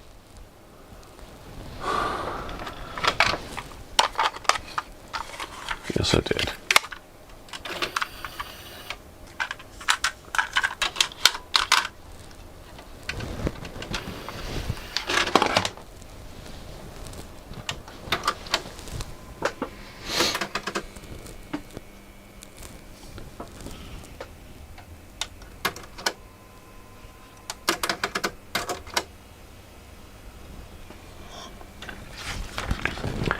Right, let's drag that over by the ferret.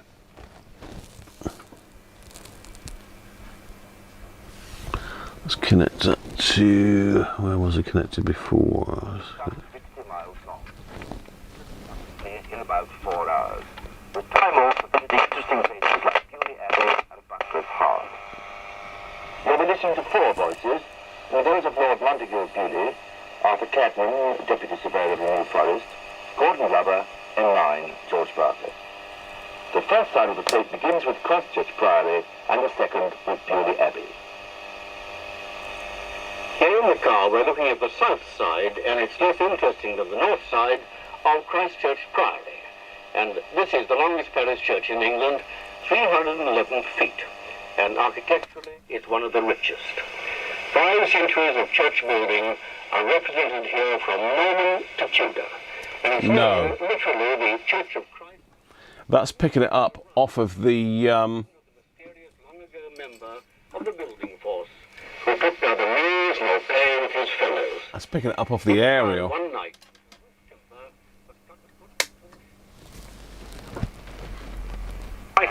But in the right place. The workman was never seen again. And surely, said the builders, it was the carpenter of Nazareth. And so the place, once known as Twynham, became Christchurch. You can see the miraculous beam for yourself. It's on the arch at the south side of the ambulatory at the end of the Lady Chapel. Now, Twynham means in Old English, between the waters. Those actually are I'm picking that up. Stour and Avon. And these two come together in Christchurch Harbour and give shelter from the sea to the site of Christchurch. Its importance in Saxon times was indeed as much military as religious, due to this protected promontory position. In point of fact, That's not helping, is it? Danes here in the year 790, their first raid ever on English soil, and the Jutes had colonized. That's not helping. That's pushing it up for the thing. You're welcome, Derek.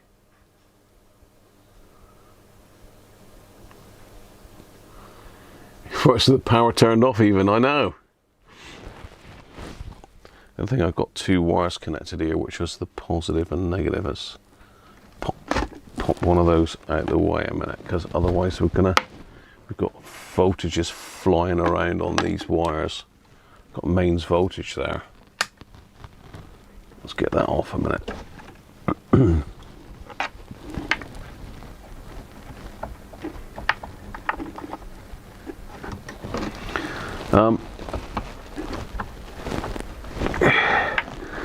All I could do then is put a low level signal into the ferrite from the signal generator, and then perhaps, and see if that'll do it. It seems like Derek's transmitter's too powerful for this amplifier. Well, for my amplifier.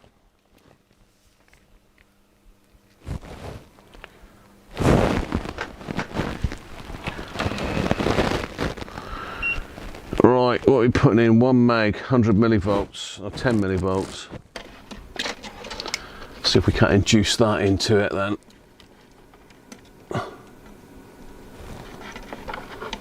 It shouldn't pick that up.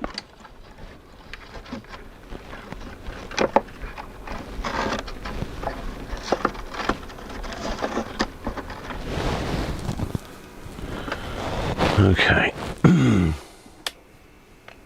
By that time, as you can see, It's still picking this up. Pointed up. It didn't do. Stop it. Nice, but Stop it. Right.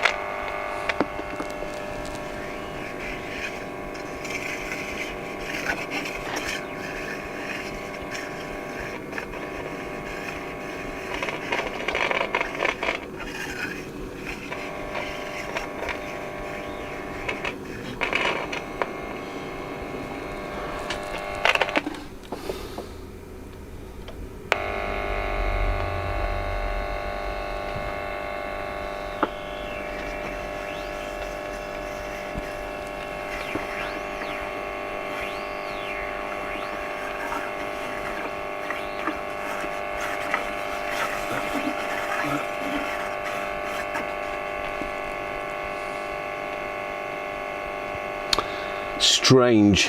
Have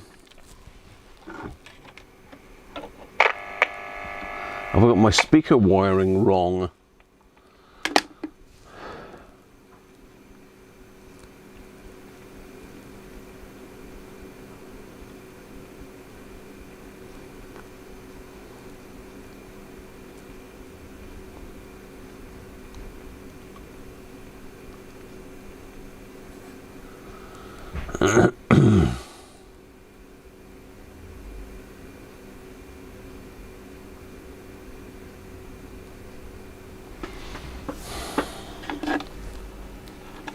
It's not pulling that something through, but then I don't think we've got a ground connected to that. I think I've got to connect a ground to it.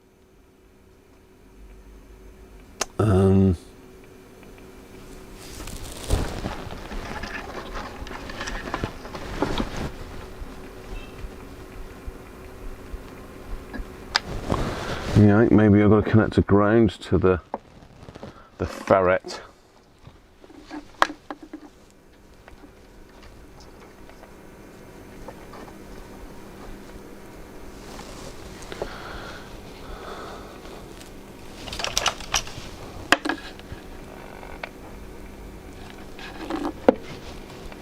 Let's see if that's a ground.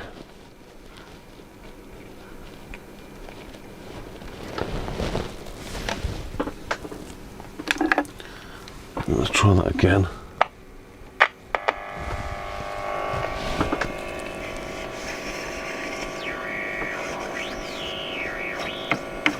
We're definitely getting...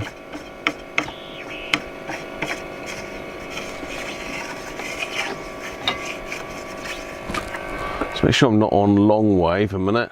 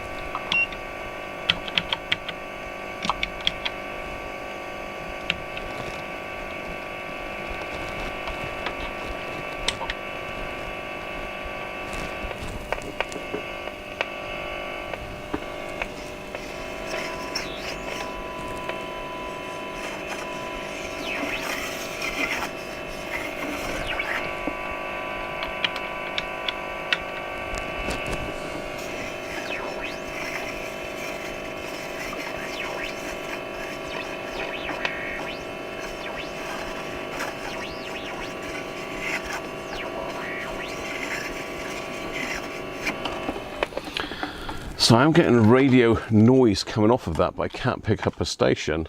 I mean, that's the least of my worries. Have I got a problem with the headphone situation? I mean, does this somehow switch it out, or?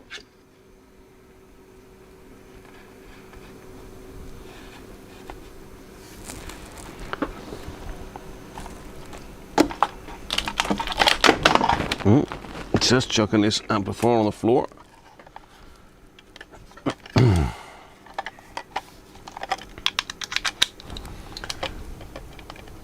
Bizarre.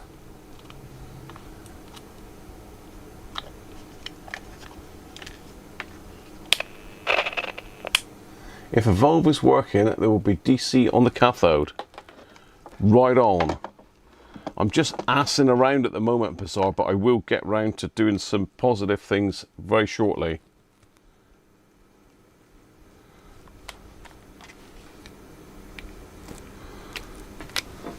So some of these are to do with the what's his name, and the other ones are to do with the what's his names.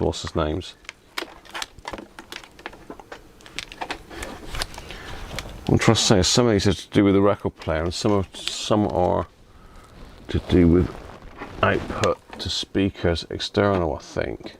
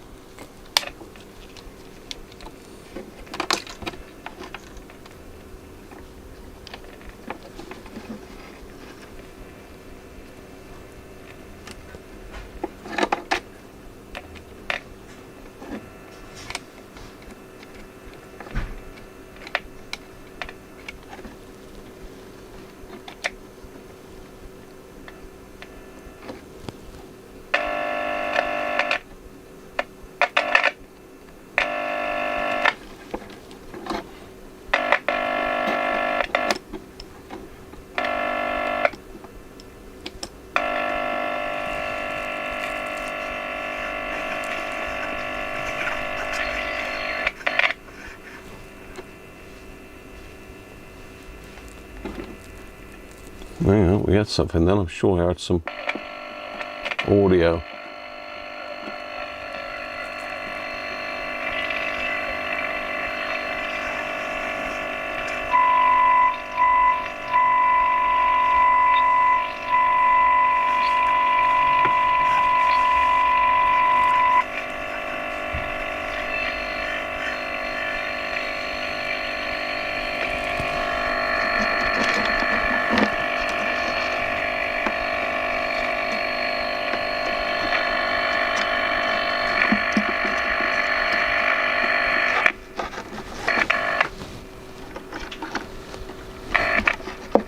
Come on.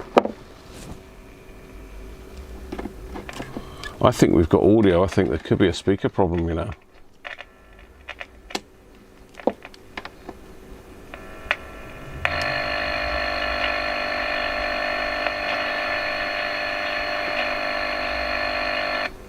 I was trying to try and hook that up somehow so as I can have a play around. Need to hook her up. If so, have I connected the speakers wrong? That's highly likely.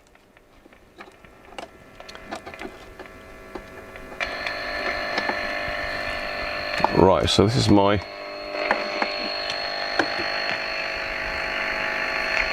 So let's just bypass that then. Just give us a stronger signal.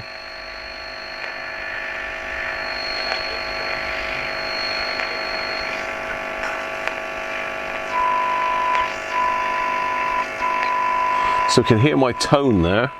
Let's change that to different frequency.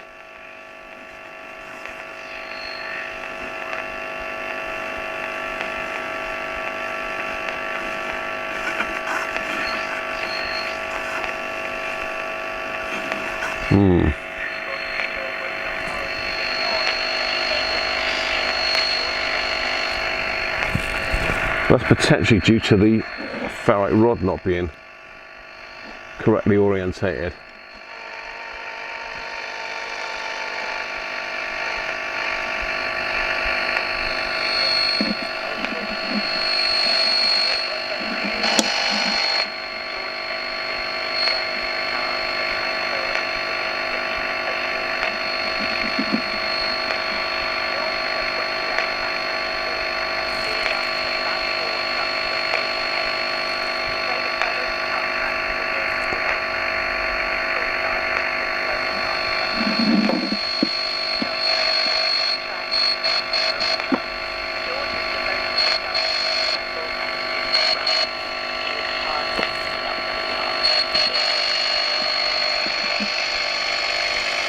So is that the long wave coil I'm touching there now?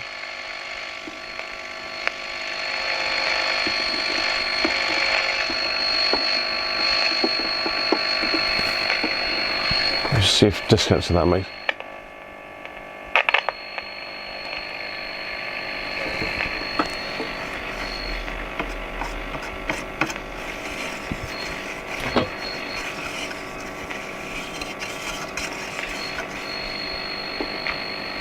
I wonder if turning the next thing on now might Seeing such great names as the Swiftsure, the illustrious, the indefatigable, victorious, and the 64-gun Agamemnon, Nelson's favourite command, on whose quarterdeck I tell you what, that's too sensitive.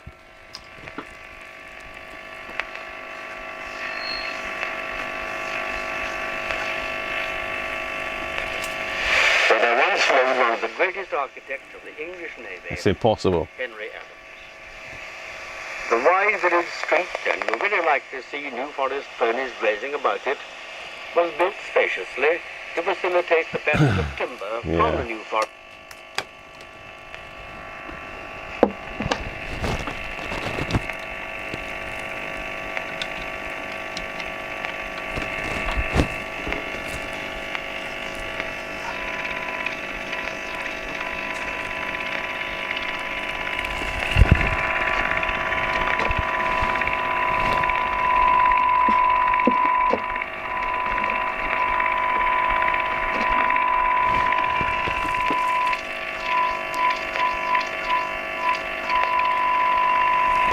Why is it not coming out of the speakers then? I'm chucking 100 millivolts of that as well. A 30% modulation of 0.9 megs, 900 kilohertz. And that is coming through to the external speaker socket. So let's catch up then, because I've been assing around. Right, let's catch back up with a chat.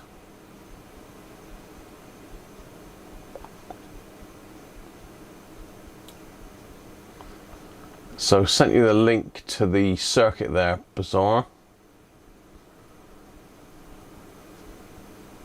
Are the speakers in series or parallel?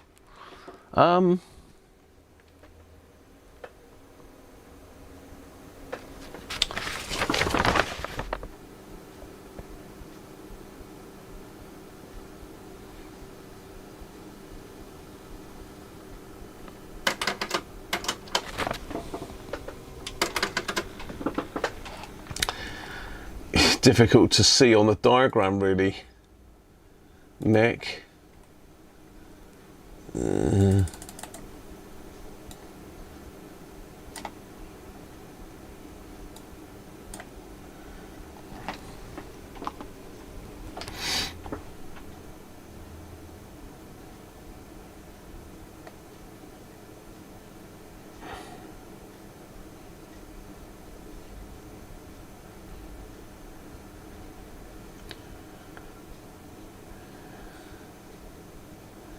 They're in parallel, aren't they?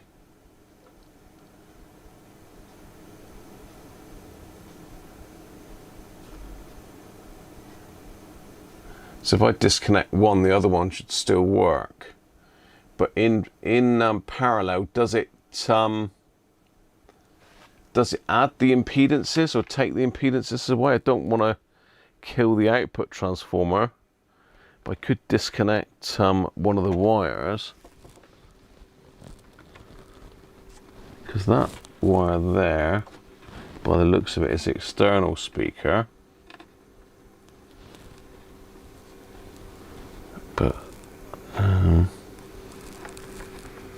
yeah, that's the external speaker there. So why am I connected to that, or is that the output from the?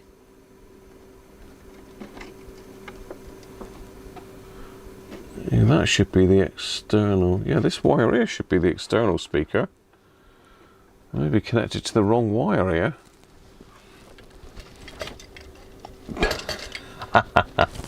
It's all good fun, isn't it? But yeah, it looks to me they're in parallel across the output winding.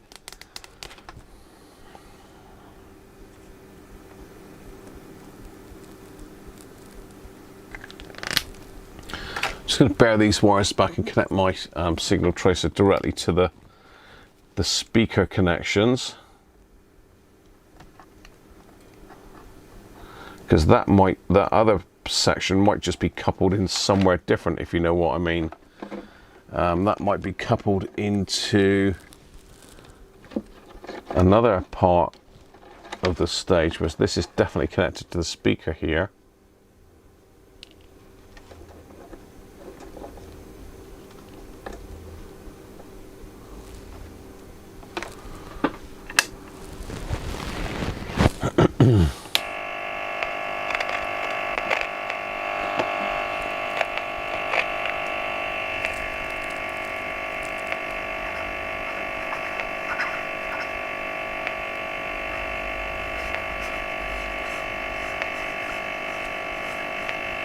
Yeah, that might be coupled into an earlier stage, you see, that's all I'm thinking.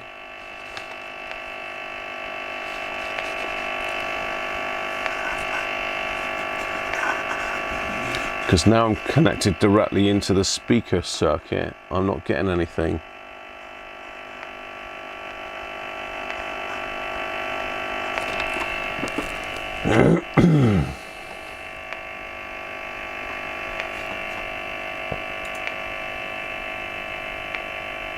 Hey Derek, how are you doing, mate?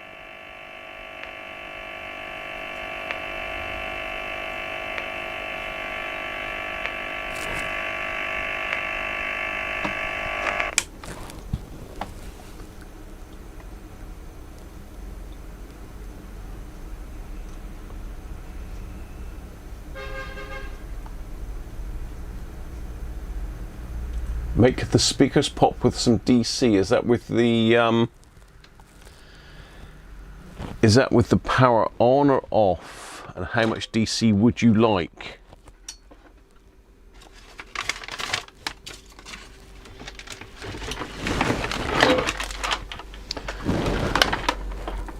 I'm trying to try lots of things, Bizarre. That's why I'm not doing everything everybody says, because I can't do it all at once, mate.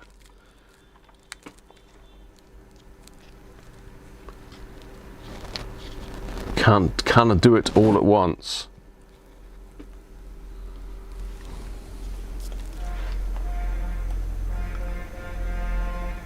Sounds like we've got the minis coming through or something again.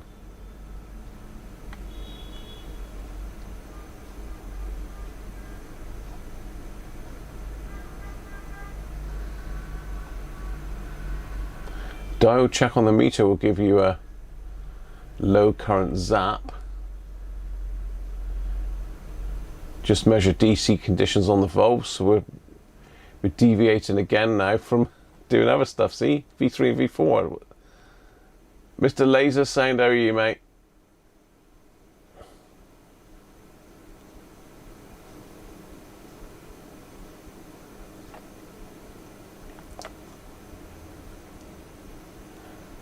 Catch you soon, Derek.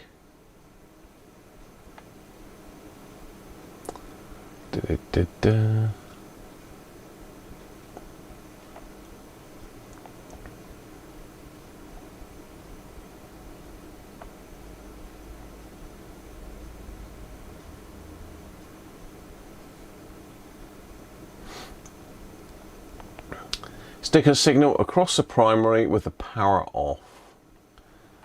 Let's do that.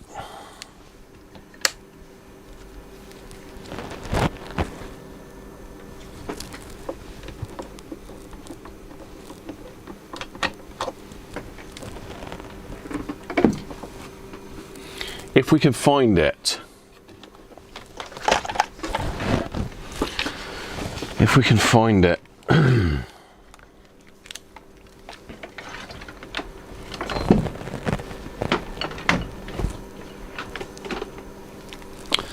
So if I chuck, say, I don't know, 1.5 volts.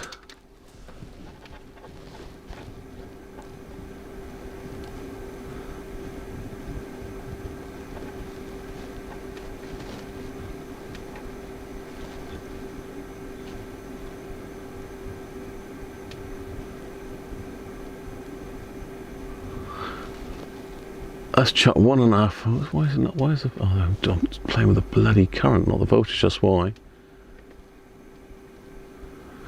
Low current, 1.5 volts across the primary of the output transformer.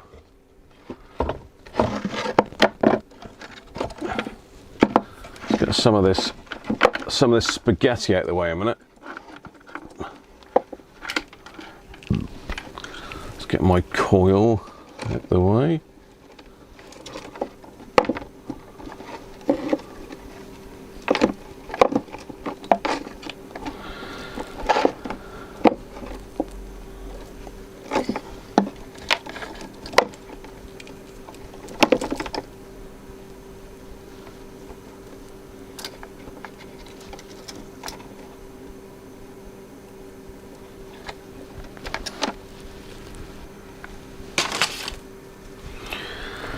Right, now to work out which is the primary and which is the secondary. Sure, let's just turn that off just to give me peace of mind, even though it is turned off, but because it's a circuit board mounted transformer, to complicate it more for me. So the red and the black, so that must be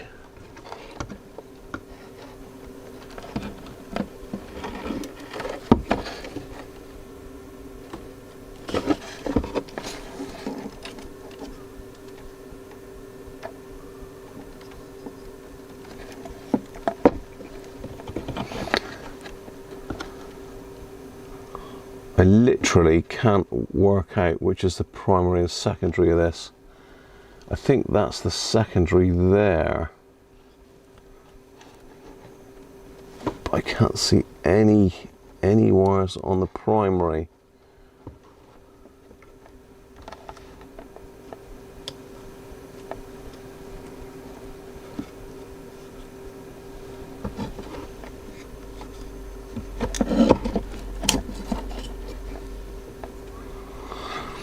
Yeah.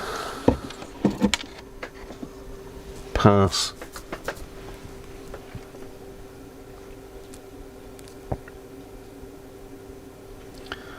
So let me see if I can work it out. So the primary is from pin 5 of the 6AQ5 to the positive rail. Pin 5, okay. 1, 2, 3, 4. Pin 5 there.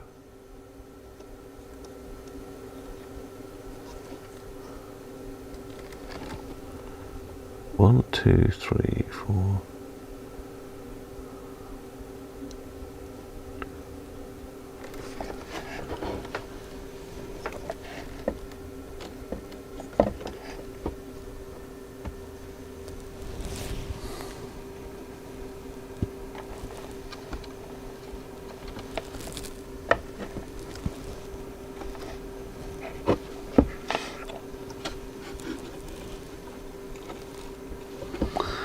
I'll tell you what, this is damn near impossible to work this out. There's wires going everywhere on this thing.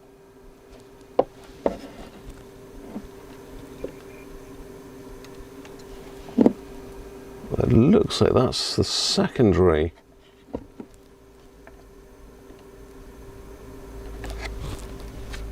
Or is it the primary?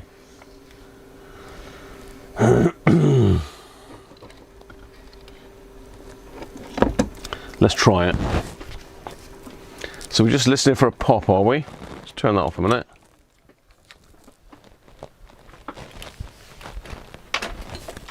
Little pop or something from the speaker. So it definitely looks like pin 5 is connected to the input of the output transformer, and then the other side of it is on the rail. So if I just connect up a couple screwdrivers or something, that one there I'll do as a ground. Actually, no, I should put it. I don't need a ground. And just another one on there. Maybe not then, perhaps down like that.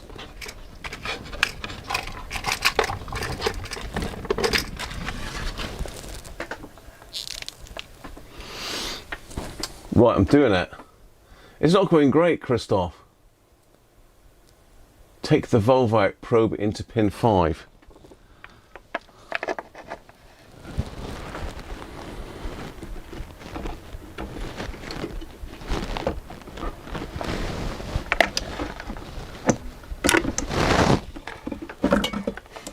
Right.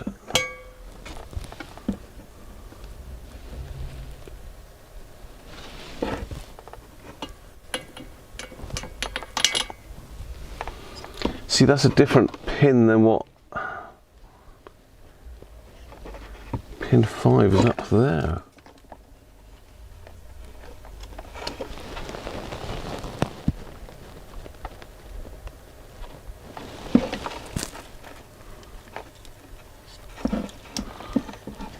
That's connected to the volume pot, pin 5. There's the ground of the volume pot, so I'm looking at the wrong pins here, I think. I was looking at it from the base, so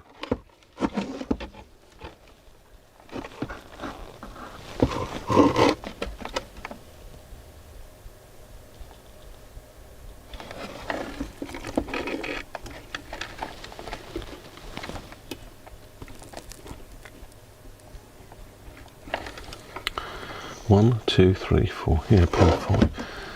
Okay. So let's go to the power rail, which is there. Doesn't matter really. That's power rail. And then pin 5.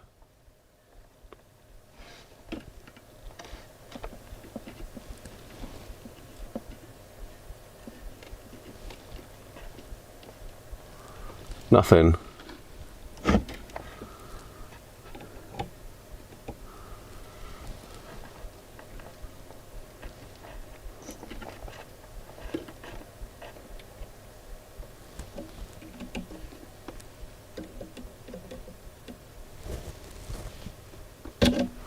Nothing.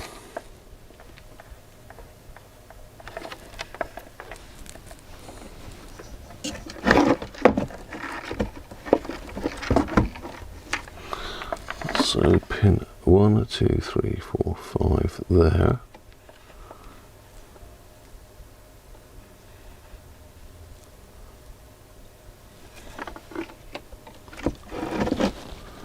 Definitely right there.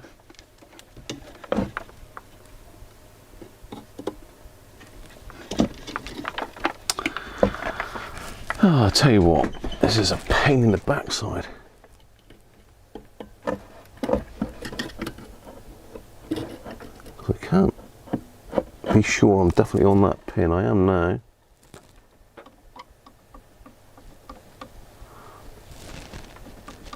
No, I'm not getting a pop on the speakers at all. From pin 5 to that. And that's definitely got voltage because I've just shorted it to check. So no, I'm not getting any pop on the speakers, but then it's very difficult to work out the wiring on that.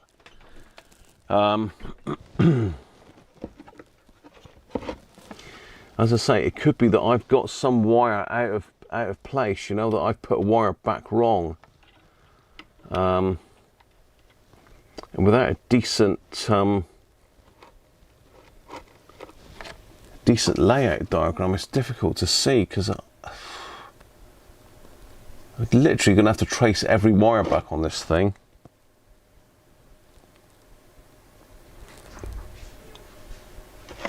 But it doesn't sound like we've got anything on the output, but then I was able to get a sound off of the radio. I was able to get radio out of it, if you know what I mean. Well, it looks like we've got a bit of a valve that's blown up in the past in there.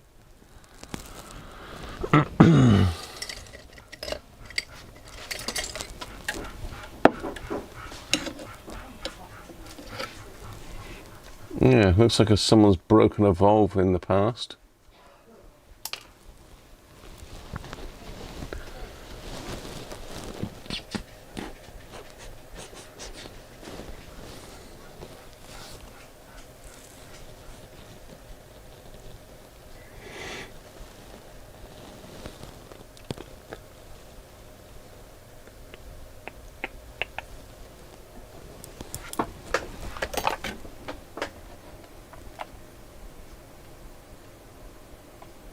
Just confusing. They are confusing me, bizarre. That I've pulled the output valve, if that's the one that you meant. I've definitely pulled the output valve, unless the output valve has been put back in the wrong place, of course. Yeah, I've definitely pulled V4 there. No issues with that.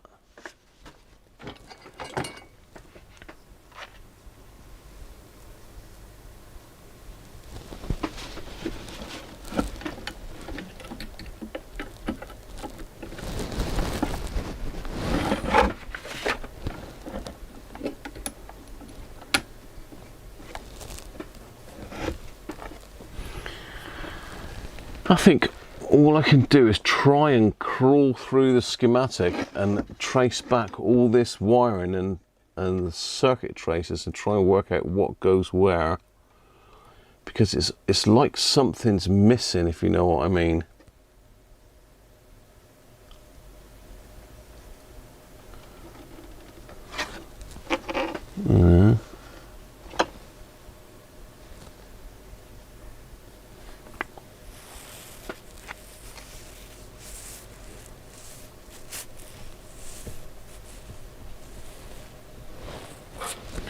Right. Test continuity from pin 5 of the valve socket to the output transformer primary. The problem is Bob, is I can't get to any of it. I don't know which wire is which on any of this. There's wires coming out the top of the transformer there. I've got a yellow one and I've got a red one going down to those two positions, but I don't know whether that's the primary or the secondary. And I think there's other wires coming out the bottom of this transformer. So from the top of the transformer I can only see 2 wires. I can't see them all. The only way I'd find out would be to take the transformer out and have a look at connections underneath it. But at the moment I can't see anything. I can't see where it could be connected to. I can literally just see 2 wires on the output transformer. That's it. A yellow and a red. I can't see any more. It's not like a normal Volve radio where they're easily accessible, you know. It might be that that's them there. I can sort of see 2 wires going off that side.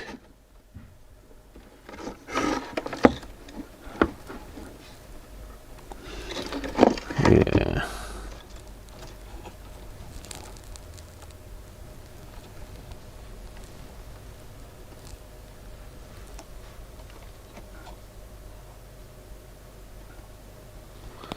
We're not getting anywhere fast. This is going to be one of these, put it to one side again if we're not careful. I don't really want to do that. I want to try and get this done, but I mean I can see what I think I don't know whether it's a primary or the secondary there. So the second, well, the wires that I can see, the yellow one coming off the top of the transformer looks like it's going to,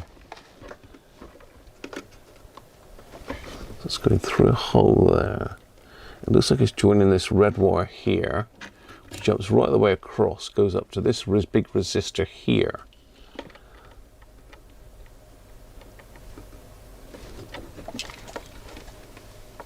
And it looks to be connected all in there. All 3 of those. So we've got that resistor there, so I can check that on the schematic.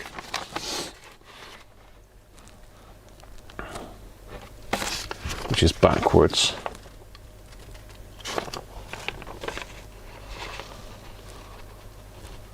Yeah, see, this isn't even the right schematic because we're looking at an RG30 schematic for an RG31 here. So that resistor is not showing. It doesn't show that resistor at all. What about that resistor over there by that other can? So R10 it shows. So basically I've got 1 wire, which is the yellow wire from the transformer, going to R10.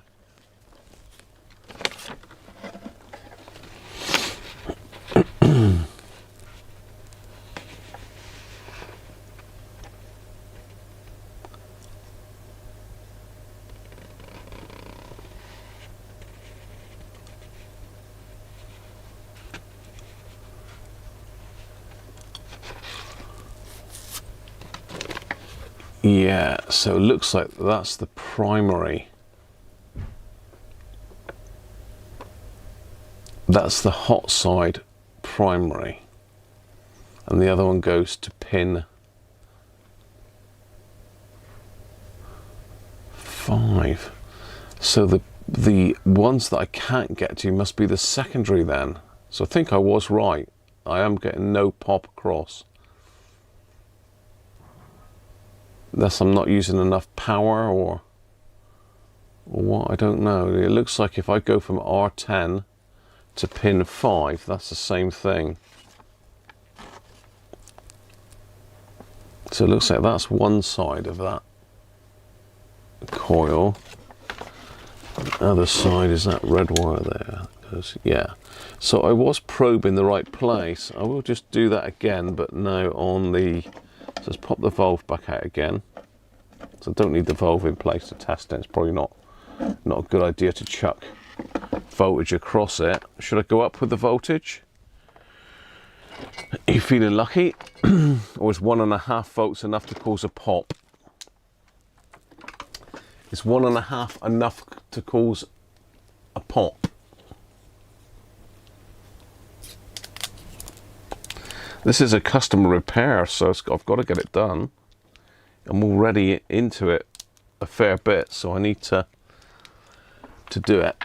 So it looks like it's between there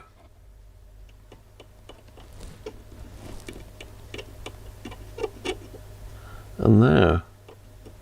So connecting 1.5 volts across the input of the output transformer is causing no noise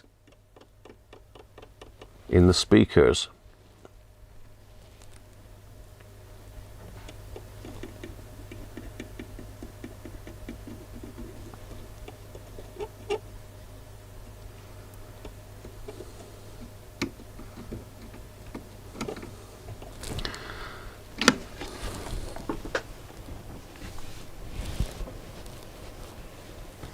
Go for a few more volts. So what do you think? Should we go for 5 volts, Tim?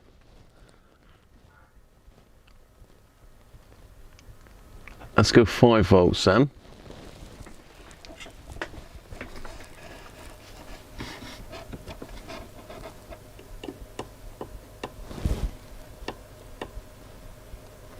No.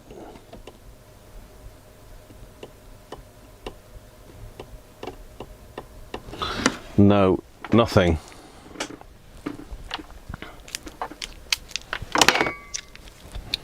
Let's have a look at the resistance of it then. I'm sure we tried this, but I'm not 100% sure because it was back in July that we did this last. What I should have done is picked it straight back up the next Sunday and carried on with it, really, shouldn't I? But you know.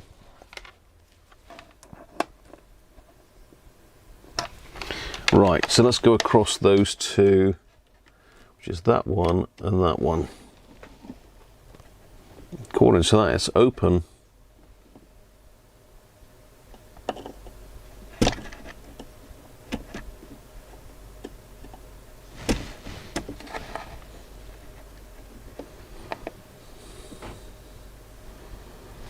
According to that, it's open.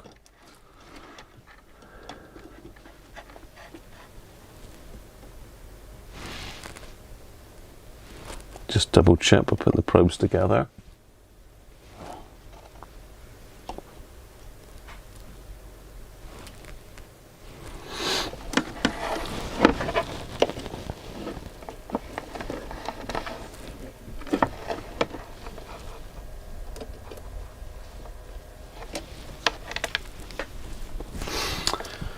It's open.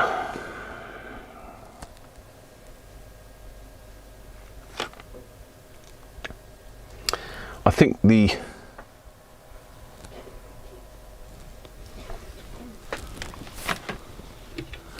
suppose the other way to test it is to take the thing out of circuit, but I've definitely sheathed the wire, so I thought I did test it, but maybe I didn't.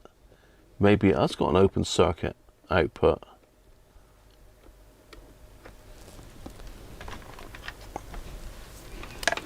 Just double check I'm definitely in the right place there. So we're definitely on that wire there, and we're on that one there. I mean, that should be a fairly low resistance, but that's not even measuring resistance.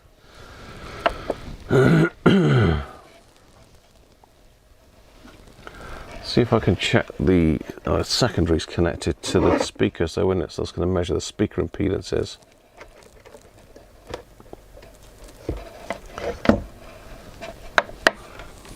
That could be the problem then, couldn't it? If E4 is, yeah, 6AQ5, it is. You haven't got the schematic. The schematic, I put a link in there for you, Joe. Schematics here, look.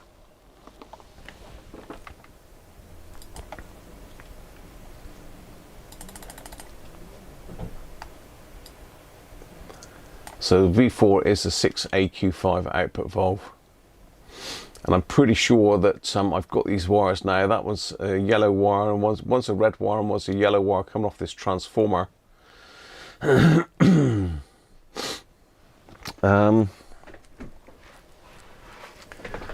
Let me think. Have I used my transformers? I think I have. I think they're both in radios. They're both in DAC 90As.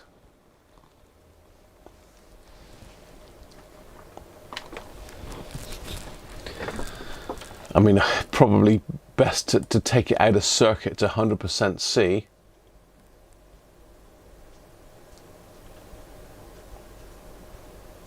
I did pop a link in there to the Radio Museum just now. Where did it go? Oh, maybe it's... Was it that long ago? I'm sure I put a link in. Because Bazaar wanted to have a look at the schematic. I'm sure it comes up with my name in highlights if I've put a post on there, doesn't it? Yeah, there we are. So pin the message to the top there for you, Joe, if you want to download that, because yeah,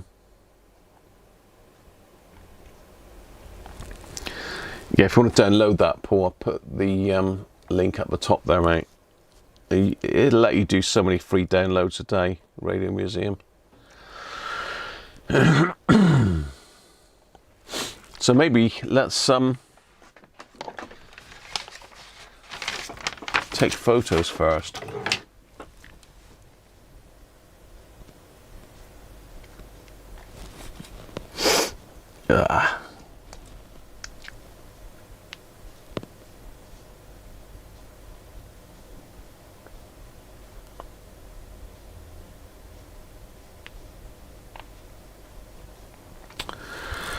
Yeah, let's take a photo of which wires which on here.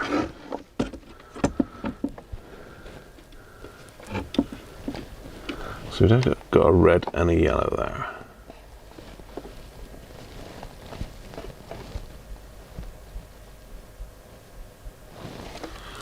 That's the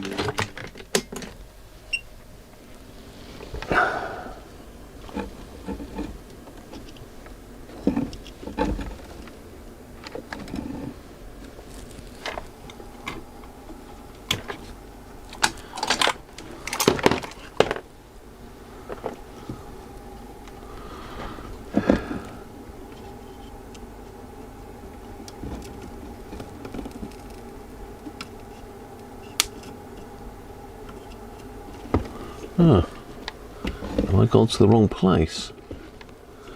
I'm looking at the wrong wire, that's why. I'm pulling the wrong wire. Well, that's the red one. Oh, hang on. I've just went to unsolder that wire. This is interesting.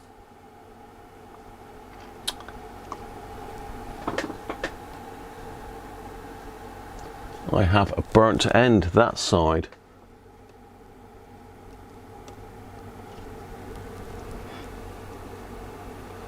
And it just okay. It's running over loads of wires here, which is always quite worrying. So basically I've just unsoldered that wire from in there. So that's how it was. Just put the soldering iron on, lifted it out of the board, and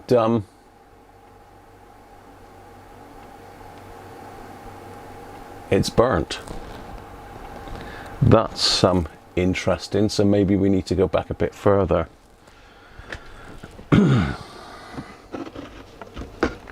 Let's pull my little bit of sleeving out, lift that wire there up,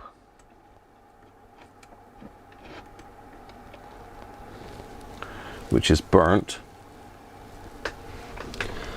Let's see if I can't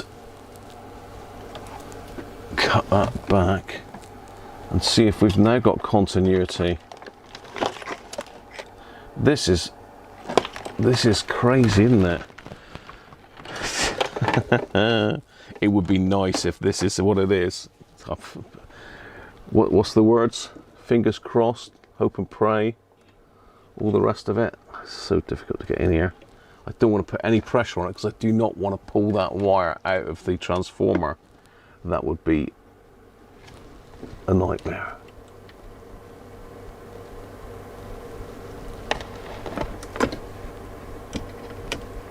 Oh, that's crispy all the way through.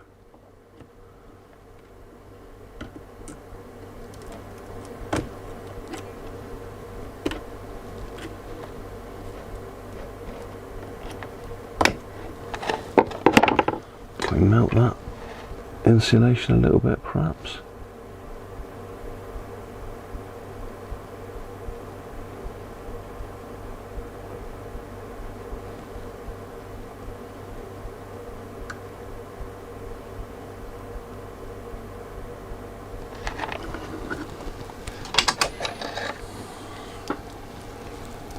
Right.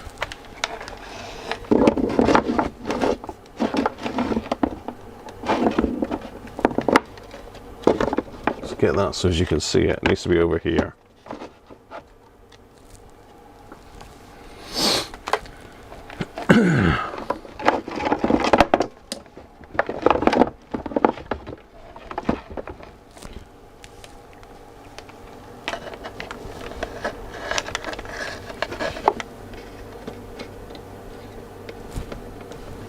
And my arm's in the way.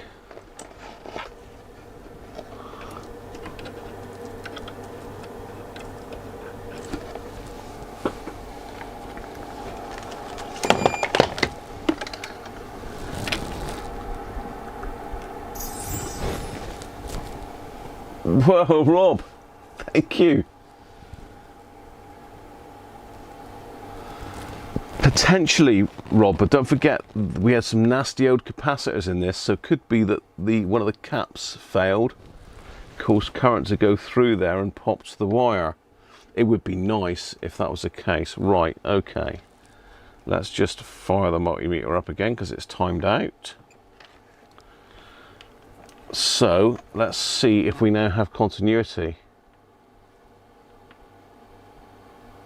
We do. 189 ohms. Oh dear. We may have found our problem. Well, I haven't found it. You lot have again. Once again. I think, was it Bob that was shouting that to me? Or was it Joe? I think it was Bob was saying, check it, check it, check it.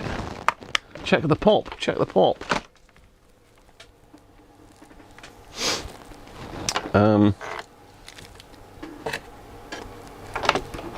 Potentially we could check the pop now, couldn't we? So if I connect my wire there, let's just turn that desoldering tool off. We will need that in a minute. And then we touch this here.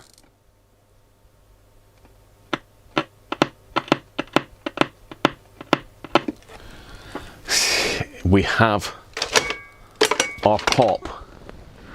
We have our pop. So there you go. I've done what you've said, and now we found out what's the problem. Should have done it in the first place, shouldn't I? Right, let me see if I can find some fine wire for that. Basically, I'm going to have to hook it up. I don't think I've got any wire I've got here.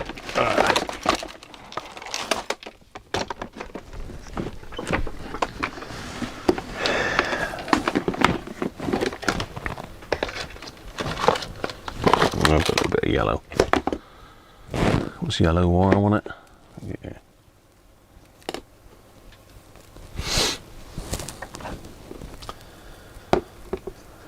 Lucky, lucky, lucky.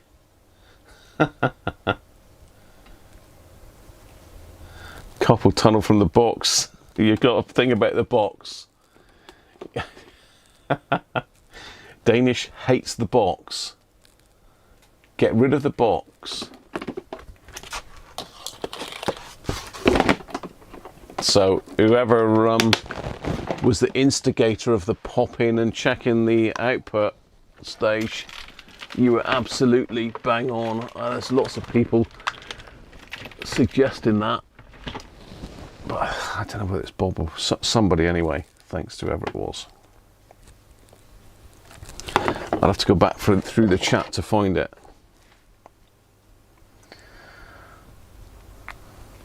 So this means that in one of our spare slots, we will have the chance to have a play with a record player. And you know what that means, don't you, coming up to Christmas? Bad things. Oh, this, I don't even know if that's going to take, that is really badly corroded, that wire.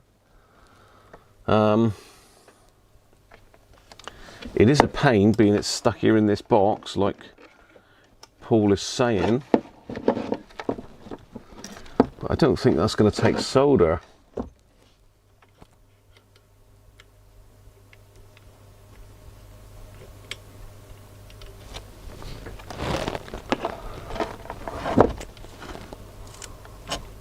It's crusty.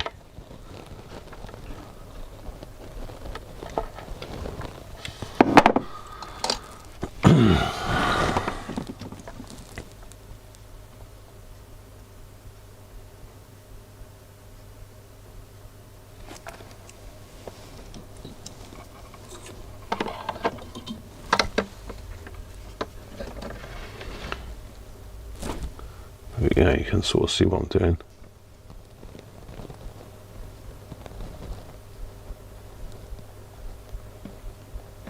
Well, I think it has.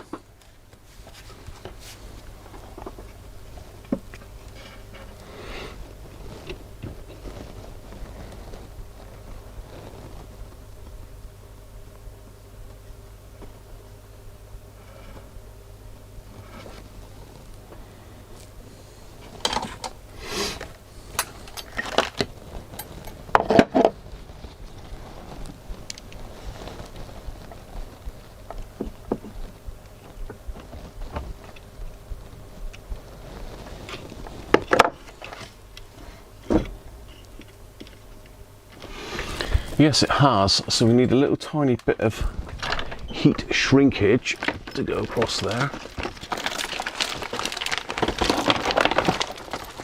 And everything's in a hell of a mess again. It takes like months to clear up after a Christmas live stream. You know that, don't you? Absolutely months.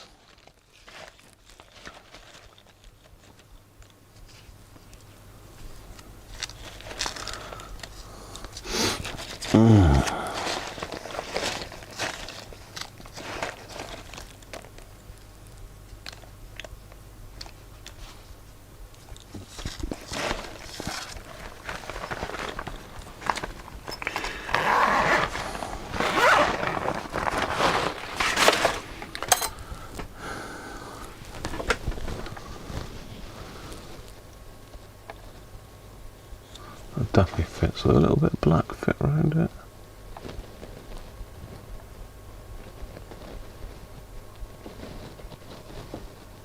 Yeah, it will.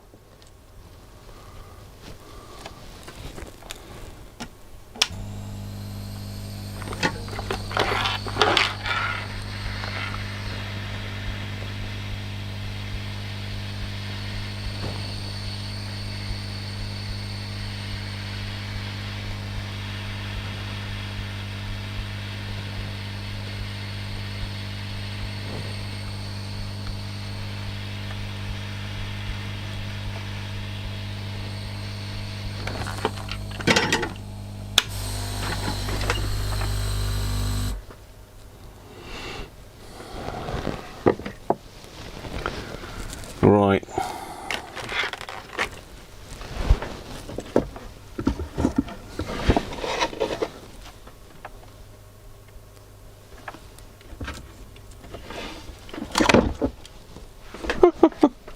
The carpal tunnel, Paul. I got to stand up, it's no good. I just can't lean over the top of this. It's horrible working with it in the case like this, but it's better than having to disconnect masses of wires to get at it. So I'll put my little bit of insulation over the top of that. Hopefully it'll go over the heat shrink. Yes, it will.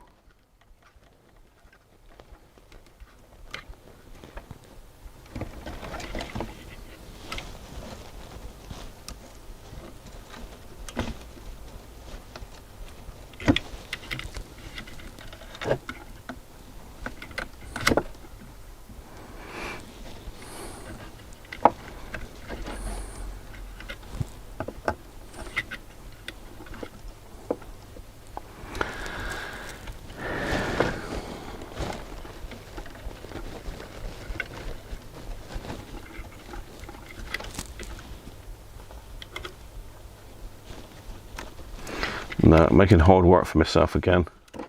It's already insulated, Graham. Don't worry about it. What you like.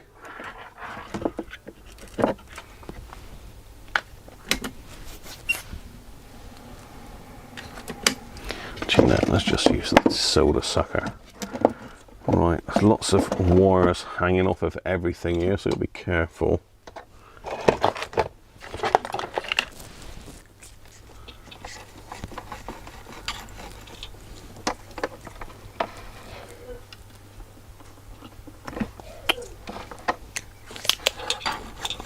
Even work the solder sucker now.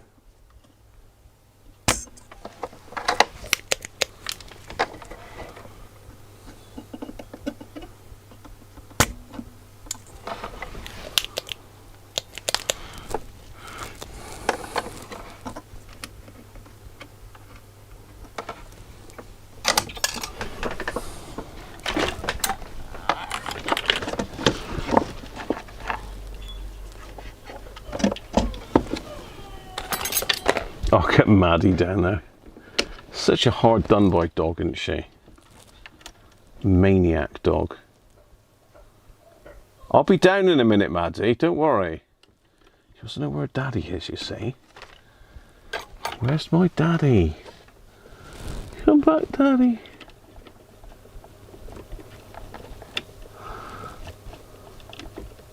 I better just check my picture to make sure I've got those two wires the white way wound. White way round.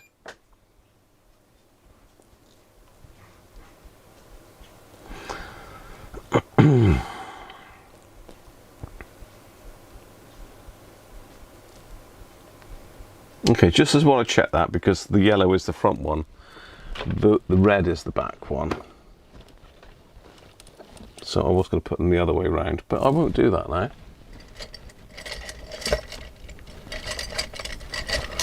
Check and double check and all that business. Ow. Stuck myself on a wire brush now. Dear, dear, dear, dear.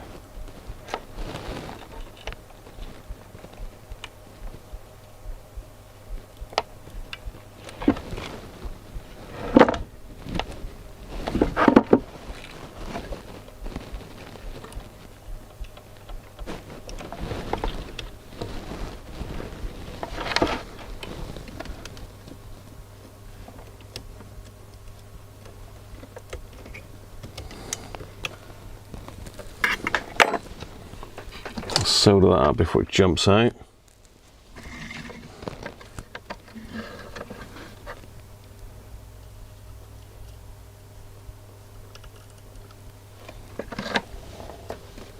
Or did that just jump out?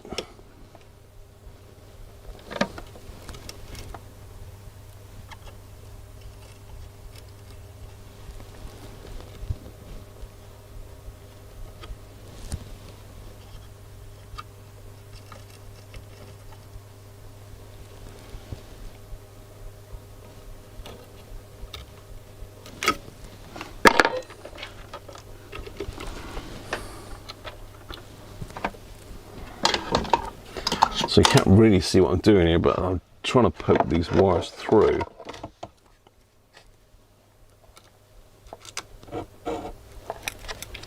Don't tell me you've gone and cut that one too short, Graham. No, God.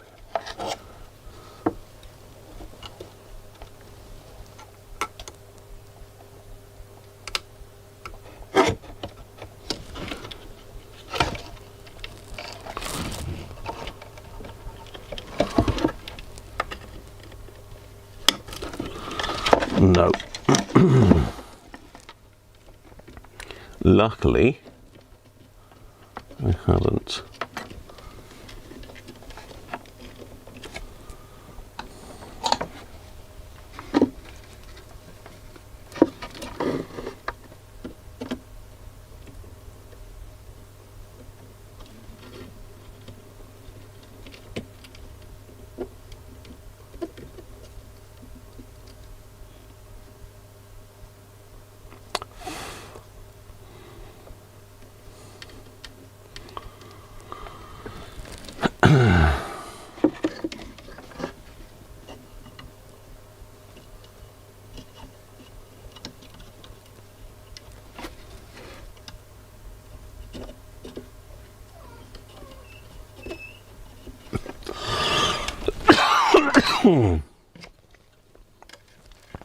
Sorry about coughing in your ear there.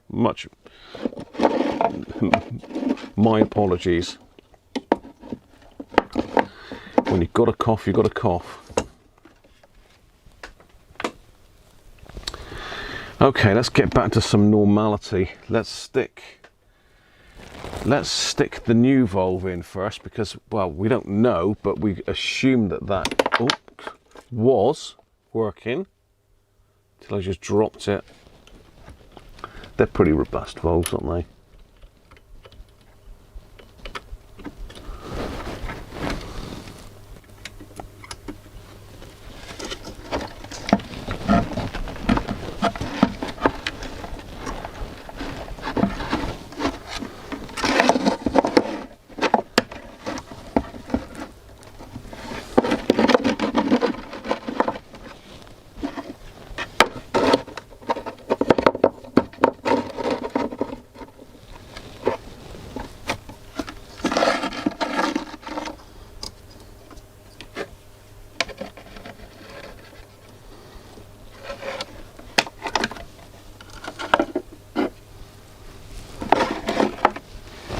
Okay, are we safe to go for another test?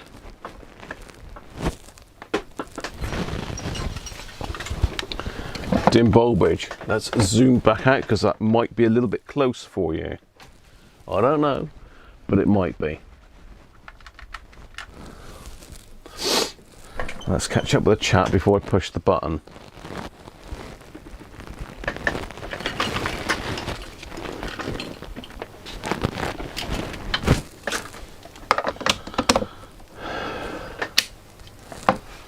Right.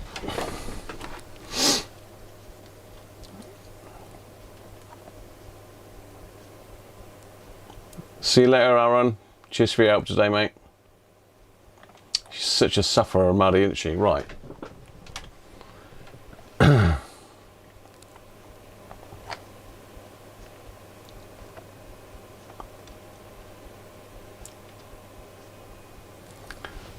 Your count's not working, Joe. Wireless connection. Plot thickens. Yeah, wire burnt completely through, Joe. Outside the transformer, yes. Thank you very much, Rob.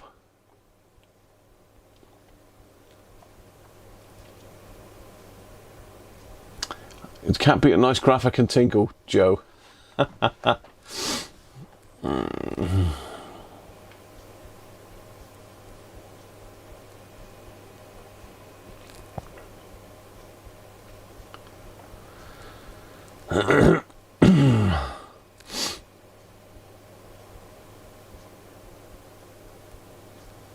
Yeah, nice to know that, Tim.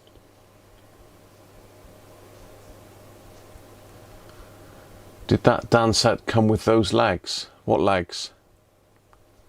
There was no legs with it. I think you can get legs from, can't you? Firewood. Dennis doesn't like the case. Not a lot of studying done. Sorry about that, Martin. Copyright strike.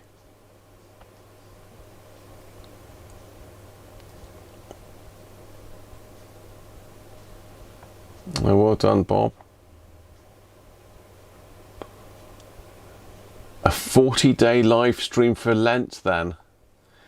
If someone wants to pay my wages for 40 days, so I don't go to work, and I take unpaid leave, definitely up for that, Bob.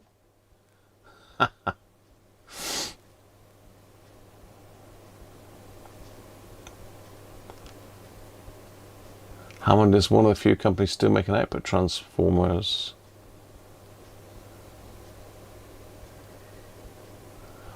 Aaron's saying, Retro's saying probably a leaky output, can't put the output tube wide open.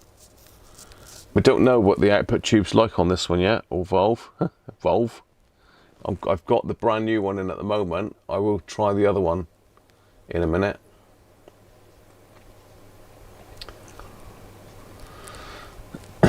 Maddie needs a comfort break. She's just been out, Bob. She's just very needy. She wants everything all at once.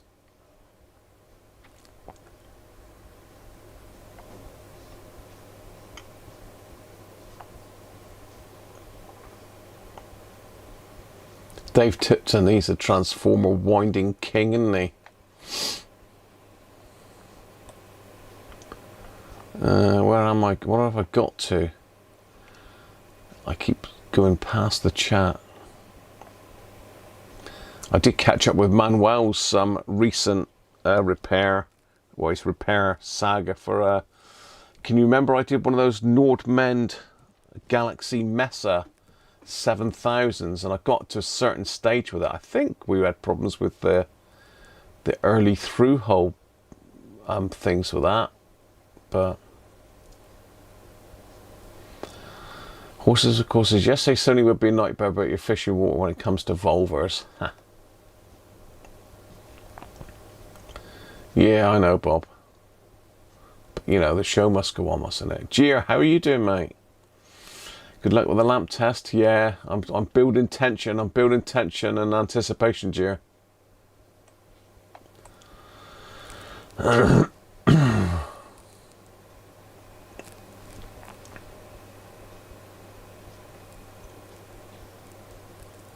For free, Bob? Or just unpaid? Just do it. Of course.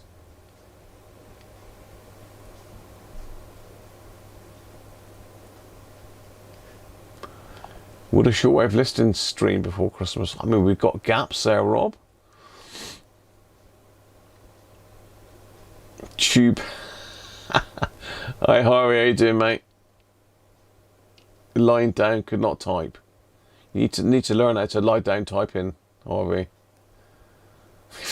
Hope you're alright, mate. Right. Let's wind her back. Power on. I think we're on. I think we're on.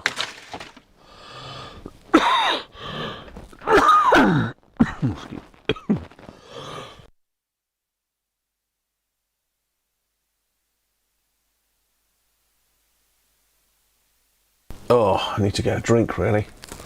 I thought I brought some water up as well, but I don't seem to have done. Oh, some ears are ringing now as well. Lovely. Lovely. Just what I've always wanted. Right.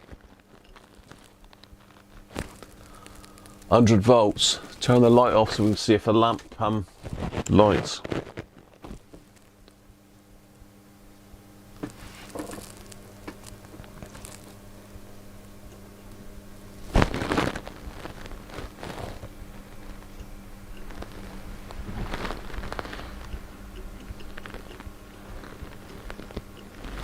Got to 180. Hang on, we're not drawing any current. Oh my God! Where's a goat when you need one? Boys, where are you? Come over here and see. Come up here. Come and see. Look at this. Look at this. I haven't put the switch on. No, this one.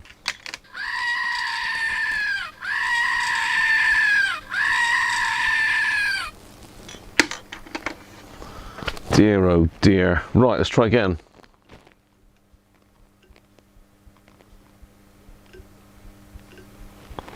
Let it sit on 100 volts for a minute.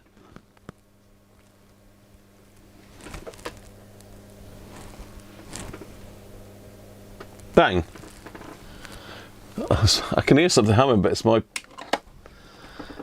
my soldering iron.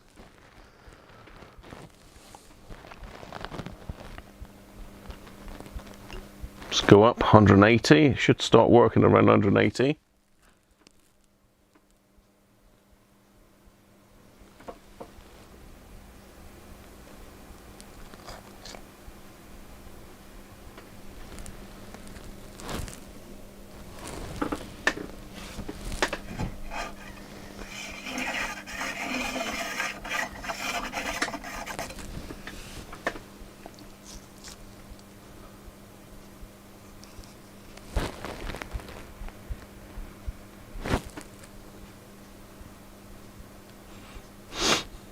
Why am I not getting anything? Let's go up.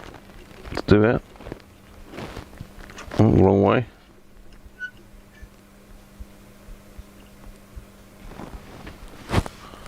$240.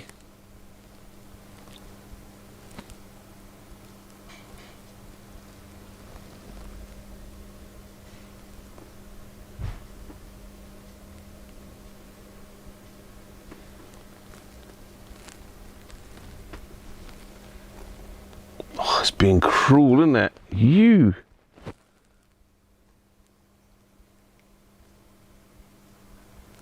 Why is it doing this to me?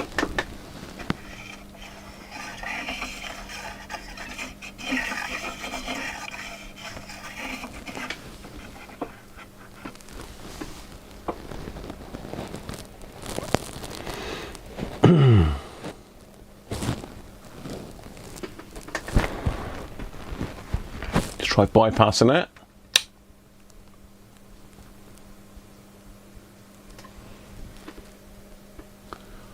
Valves are all glowing nicely.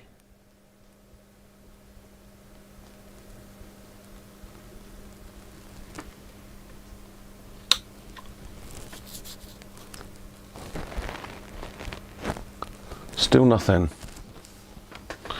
Oh no, I thought we cracked it. I thought that has to be it. Get me.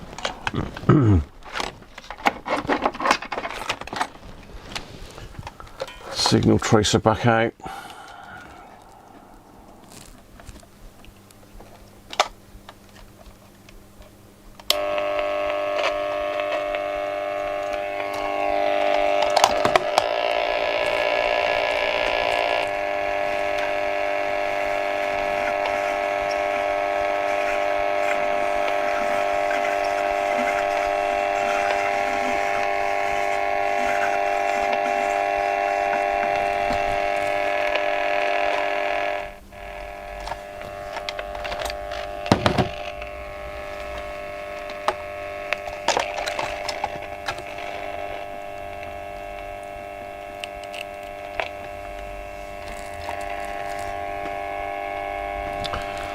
Nothing.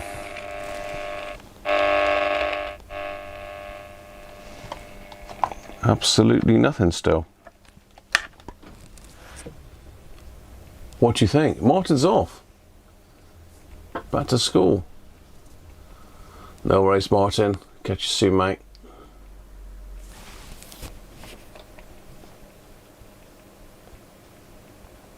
Oh, you got something as well, have you?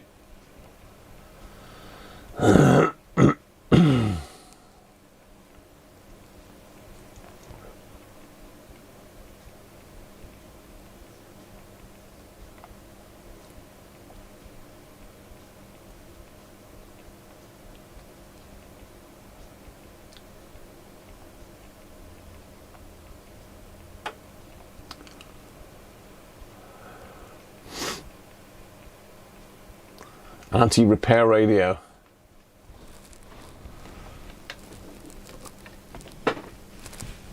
Washing machine. Oh God. They've got laundrettes up your way, haven't they? They must have, Harvey. What's drawing current? It smells warm, but nothing. Can I check the output valve pin 5? Was that got 240 volts on it? Can I check for a signal at that one? A voltmeter on the B plus to see if it's alive. Yeah, we've got glowage. I'd need to do some wangling to get to that, so that's I'd need to put it back on its correct way up, if you know what I mean.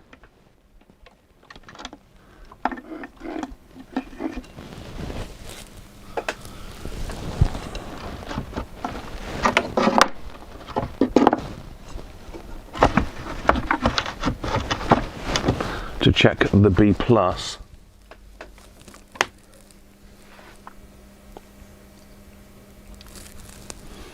make sure that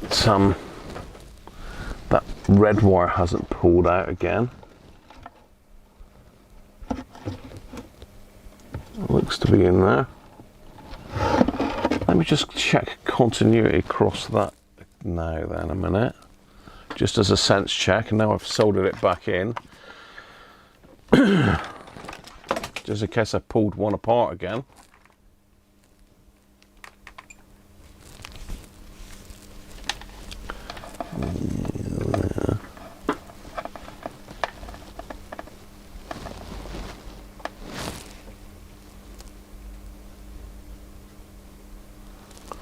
Showing mega ohms again.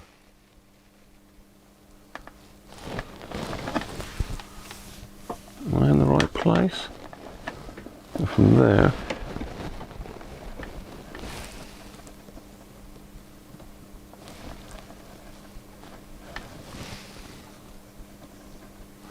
I've got the volve in, but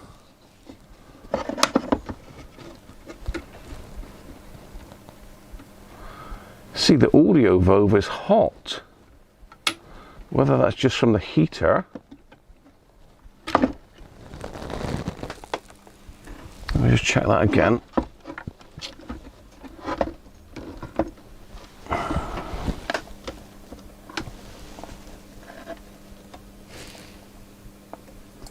According to that, it's still open, the primary.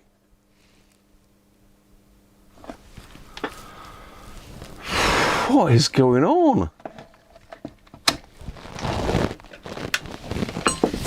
What is going on? According to that, the primary's still open.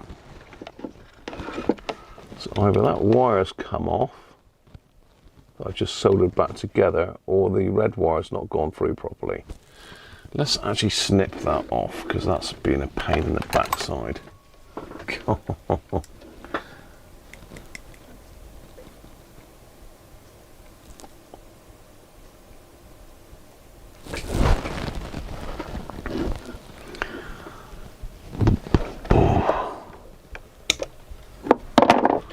You have to get the old ringer out, Harvey.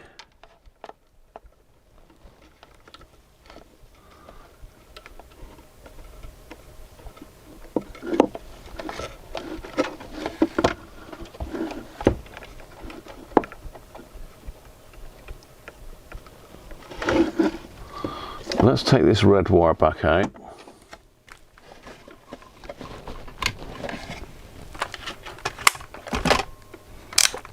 I have no room with this nasty box on my bench. I'm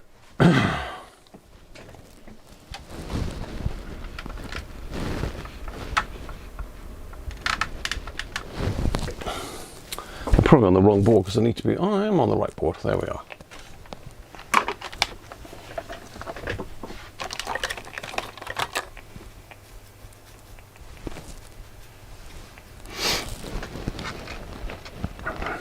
So this was the other wire there.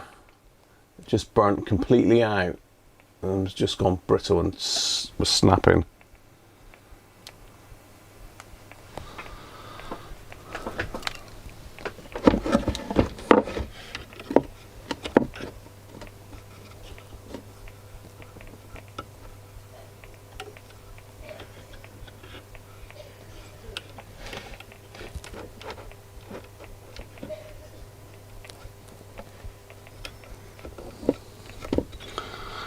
Yeah, I'm going to need to sense check this. I'm going to have to pull the both the wires out again.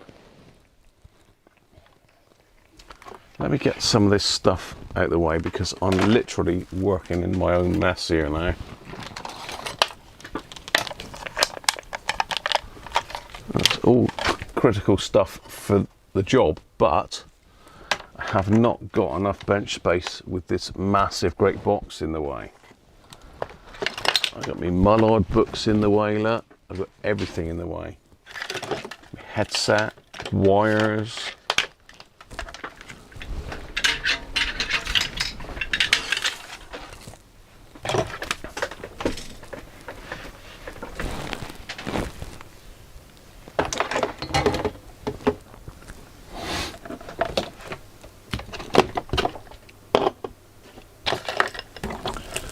tools.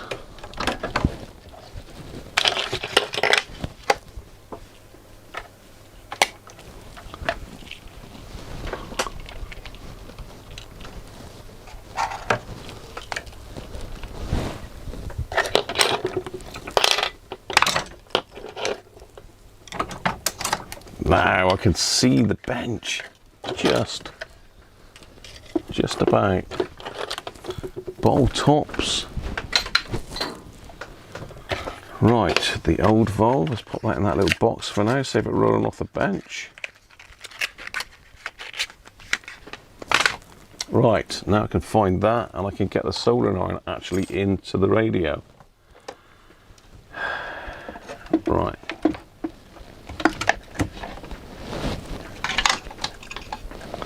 Let's try and prop this up a little bit.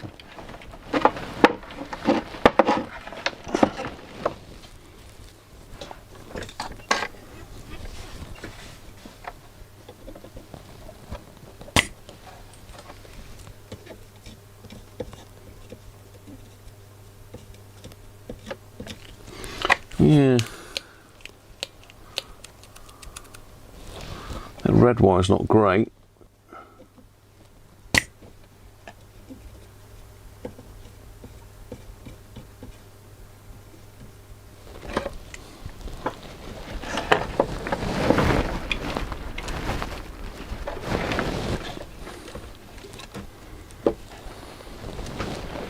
Let's pull my yellow one again.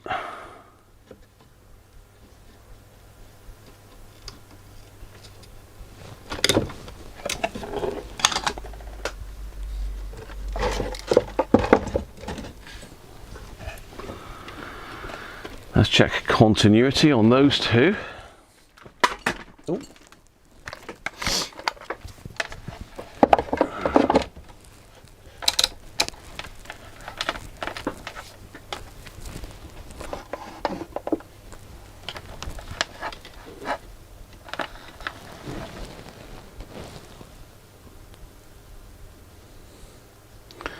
Mega ohms again.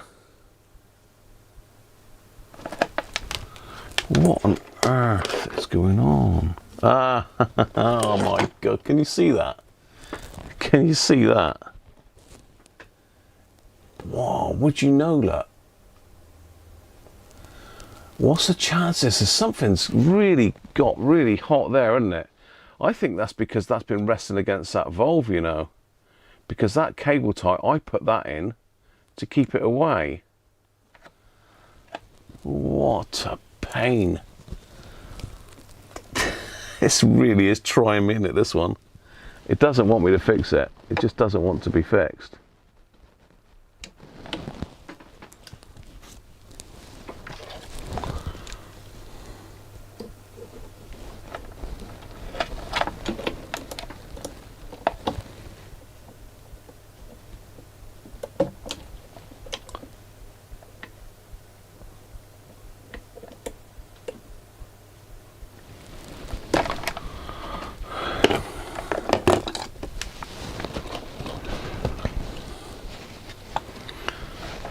Dear, oh dear.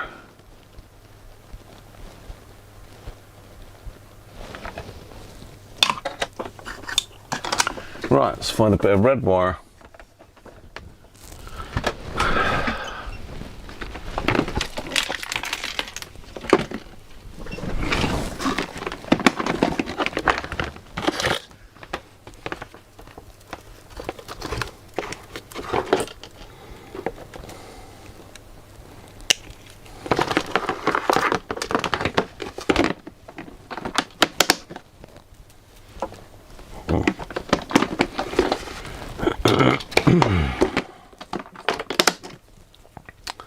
I do need to get something to drink a minute.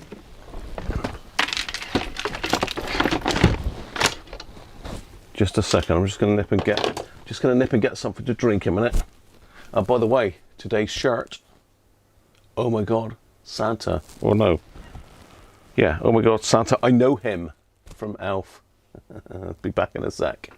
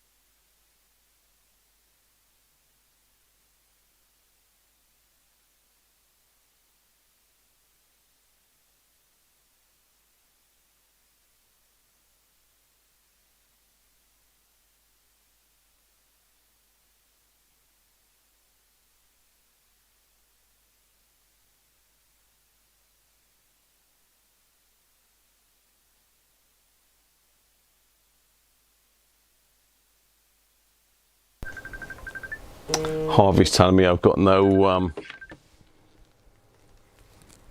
got no audio, have I? You've got no audio. Your audio's off. I just sussed that. No. Cheers, Harvey. Right. Thanks, mate. No audio. Anyway, as I was saying, I've got a skinny. I've joined the wire. I've got some insulation on. I want to put some insulation on the other one, was what I was trying to say, because I like insulation. Where's my other bit of insulation gone that was there? There it is. So I think that's been touching the valve, because I can remember taking it away from the valve before. If you know what I mean. Taking it away from the valve.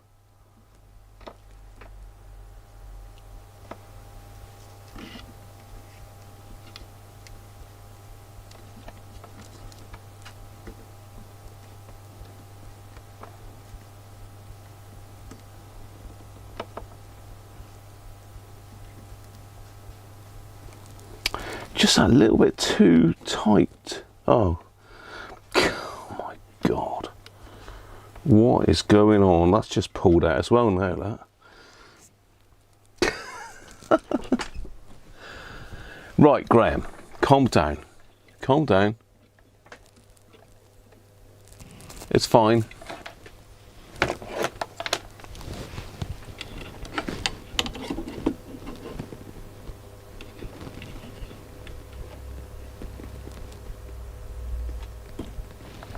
Okay.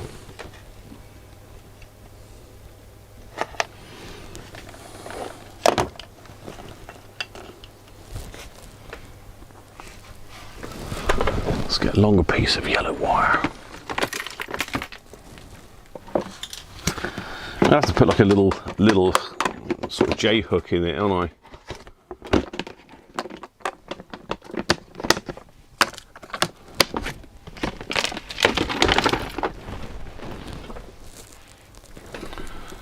Little J hook in the end, just to give it something to bite into.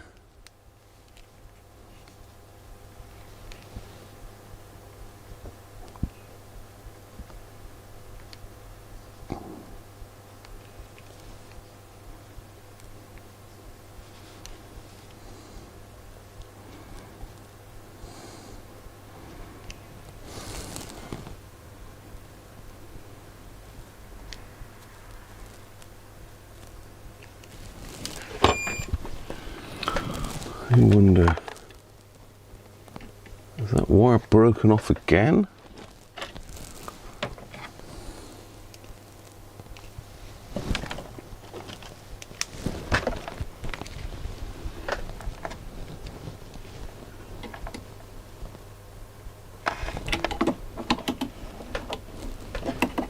Can't get near it with any wire strippers, that's a problem. I've got to be careful that I don't pull it out of the transformer as well. If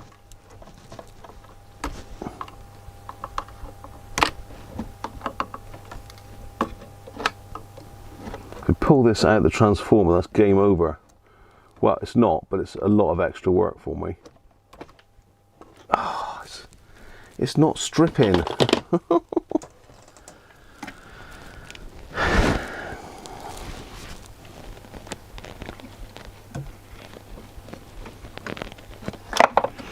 Getting really tight to the transformer now. Let's just take that valve there out of the way a minute. Give me a little bit more working room. So I need to get it in because it's quite a fine wire, and that's the thick wire strippers.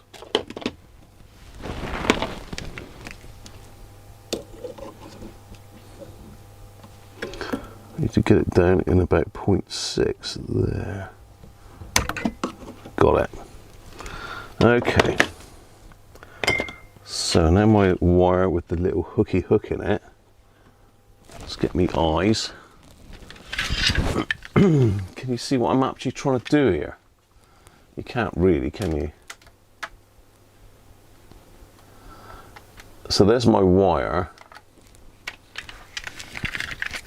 And I've got another wire now, which I've tried to make a slightly stronger joint. It's like threading the eye of the needle here.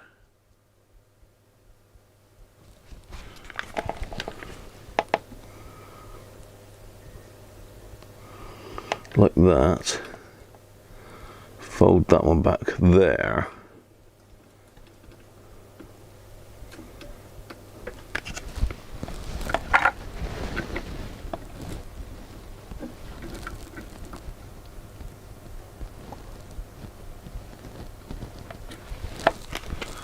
So that should be a stronger joint.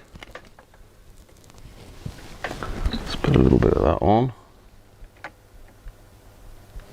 Should have maybe done that with the other wire, but then I don't really intend pulling these around loads, but it seems like I am.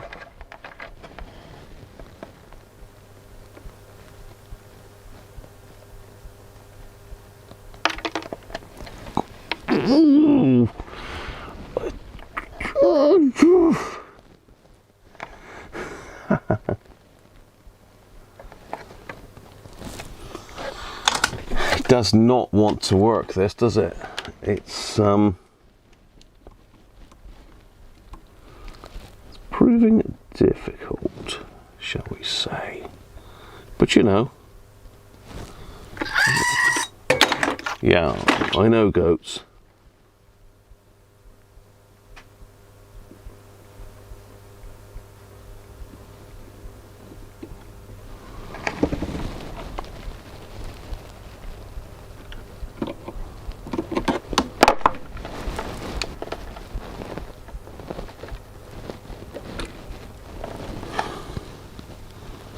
Just want to stay there, really, just right there. If I move it over to there, maybe it'll rest. That'll do nicely. Right, try that again.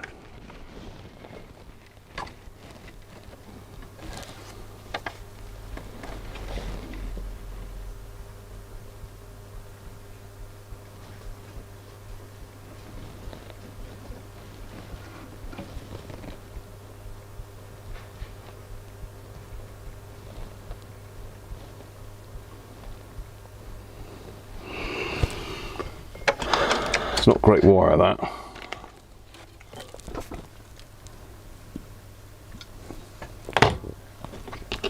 But we've definitely got it this time.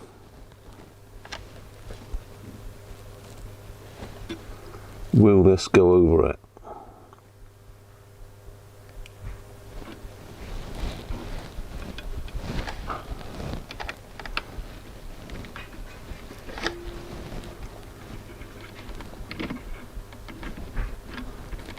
Oh, yes, it will. Yes, yes, yes, yes, yes.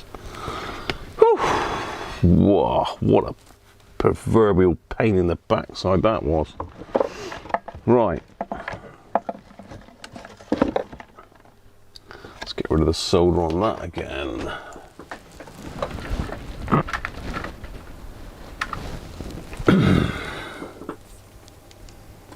Yeah, beer in, job done.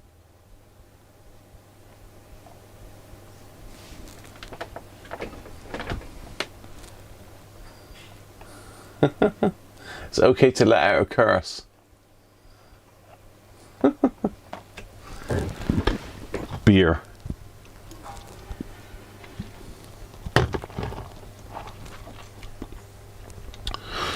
Right, okay. An air of calm comes over the workroom.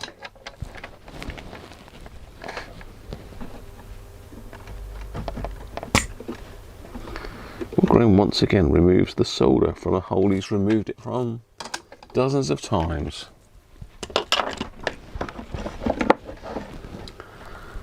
Right.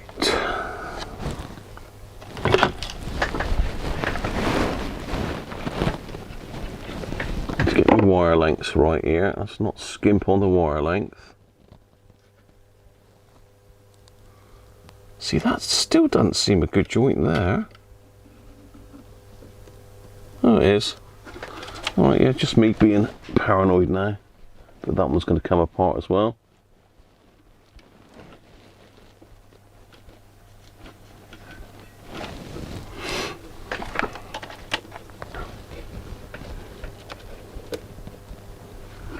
So what I want to do is put it up here so as I can keep them away from the valve. So I think sort of keep them about that length.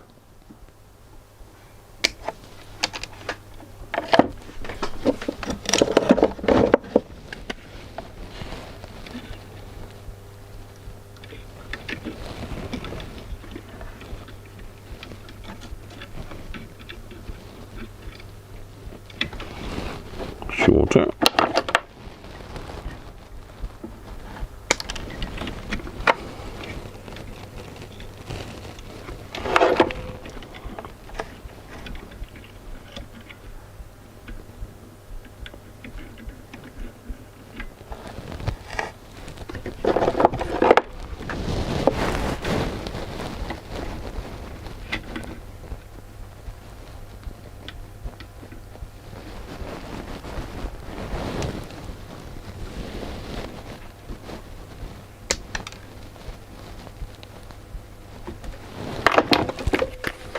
Right, let's get these shoehorned back in.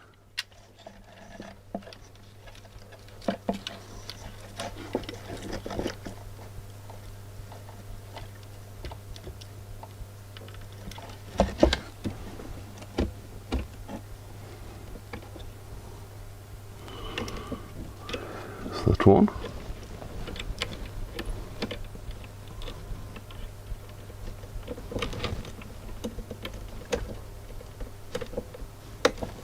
And that one. Right, pop it over. Oh, it's so big. Why are you so big?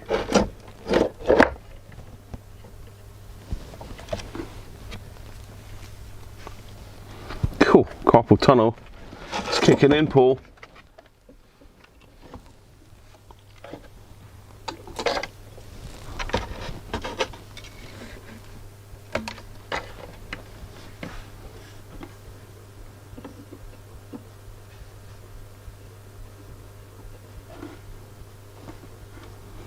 That's one.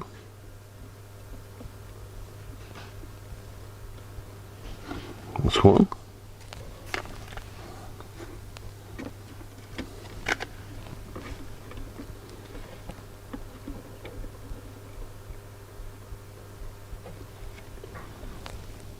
That's one. That was a little bit precarious there. Right. Let's check the damn continuity again. You better do it this time. We're going to have some serious words, else. Yay! 188 ohms. Come on.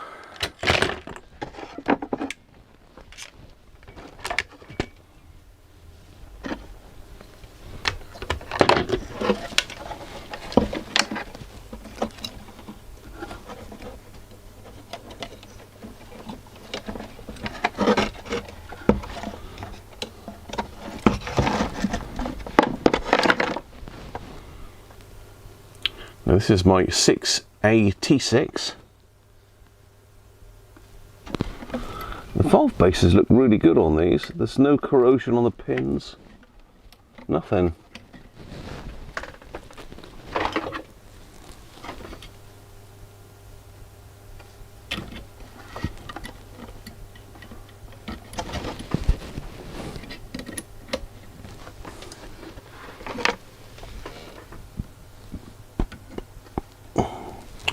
Right.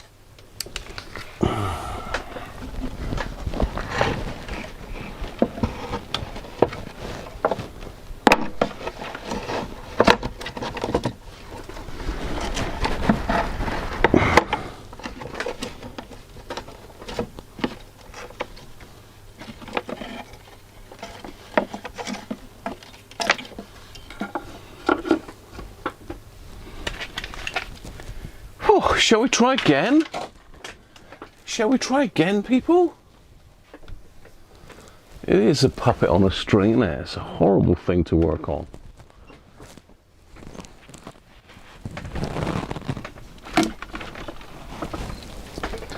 Shall we try again or shall we call it a day?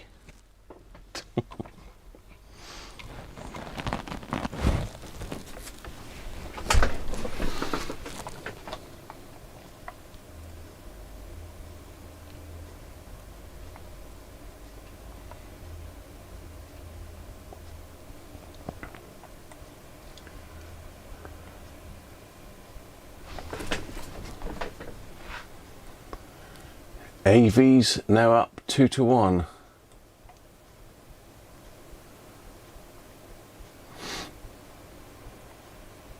Gotta be this time bizarre, isn't it? Otherwise we can throw it very violently out the window. What about that? Is that a plan?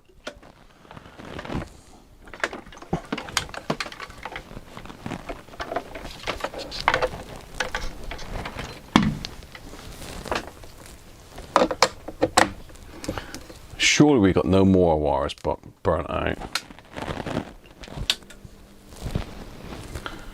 Right, fingers crossed. Once more into the breach.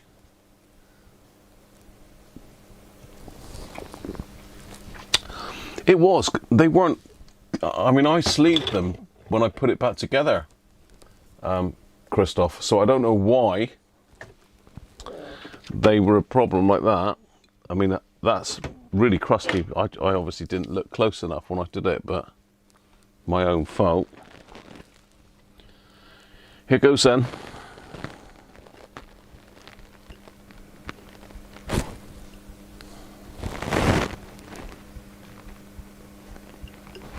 Okay, not drawing any current again. Why is this now? What's going on now? That's on, we're on lamp.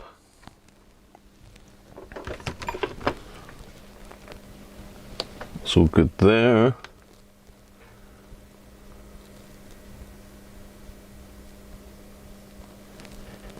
What is going on with this thing?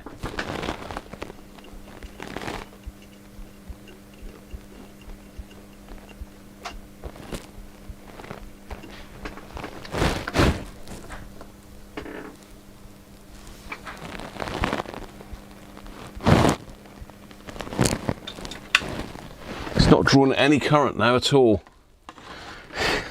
I'll tell you, this is going out the window. This is going to go out the window unless I've popped a fuse or something.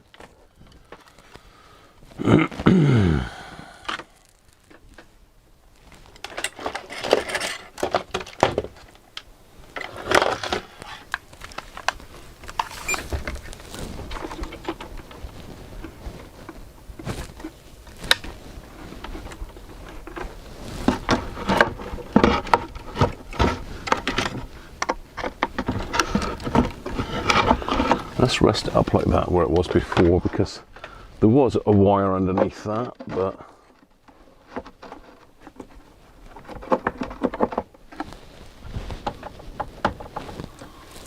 where's my other chocolate block?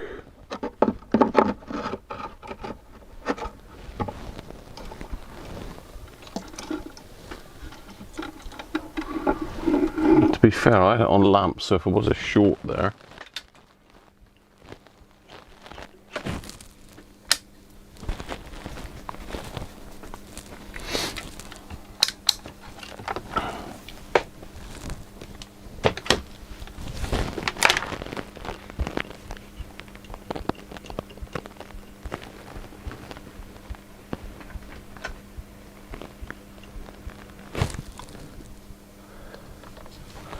It is not drawing any current whatsoever now.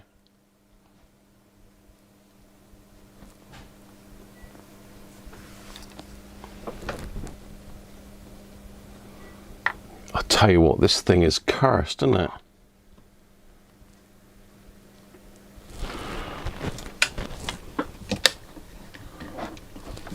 You know, maybe I've knocked the on-off switch, but no, I can't have done because that's a rotary on the volume, that is. There's no way I would have turned that off.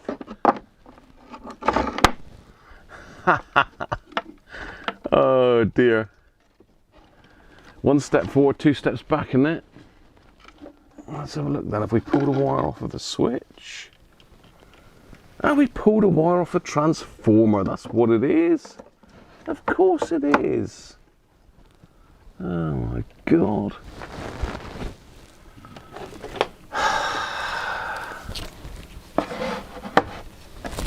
It doesn't want to be.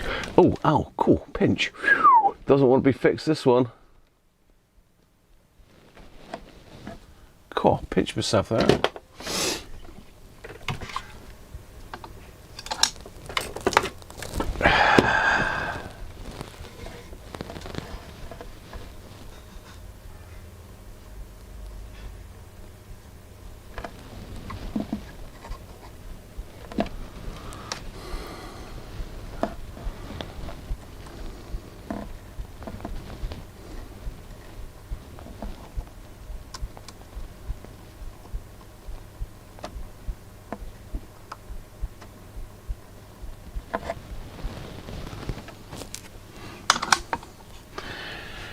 Oh well, shall we try again? Fancy trying again? Oh dear, it's lucky I've got patience, isn't it?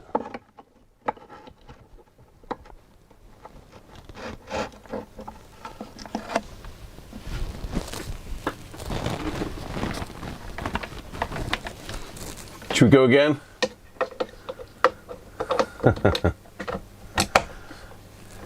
Dante's Dansette.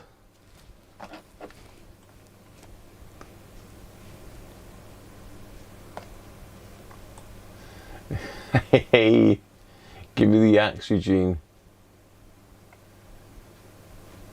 Inertia-based repair. Excellent. Ah, Rampton, how you doing, mate? Welcome in.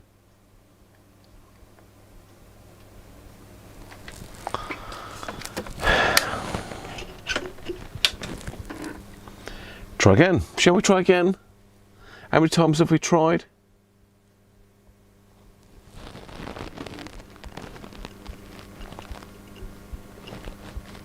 Well, we're drawing some current now. It's one good sign. Let's leave it around 180 for a bit then. Let things warm up.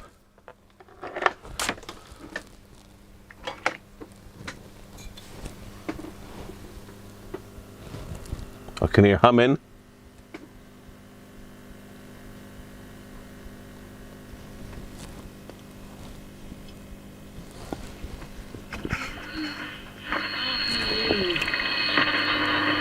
What? And then the river in the distance, is that the Yare? I believe it is. It's beginning. Can you hear them? I can hear them. Yeah. I can hear them. And look, there are a couple of black fluffy birds on the horizon, just going over the edge of that. Oh my God. And you get also, as well as the community of the corvids, the predators. Got a little bit of glowage. I saw a You barn can see that. just behind here, just coming behind home. We're hearing them. There's this amazing moment of suspense where every single time Oh I think my it's God. not going to happen, it's not going to happen. Ooh. And then you hear that initial call. Snow, Christmas, everything. It's all happening. It sounds like it's saying why. It has like a why sound, and then you have the rooks and the crows that make much more of a kind of bark. And it's lovely to So hear we've it all got start to happen. I was actually looking up that there Cocker's book, Crow Country, to read to you about the sounds of the and that birds. there making noises. Right, the rook's voice is dark, earthy, coarse, tuneless, but in aggregate, beautiful and softly contoured.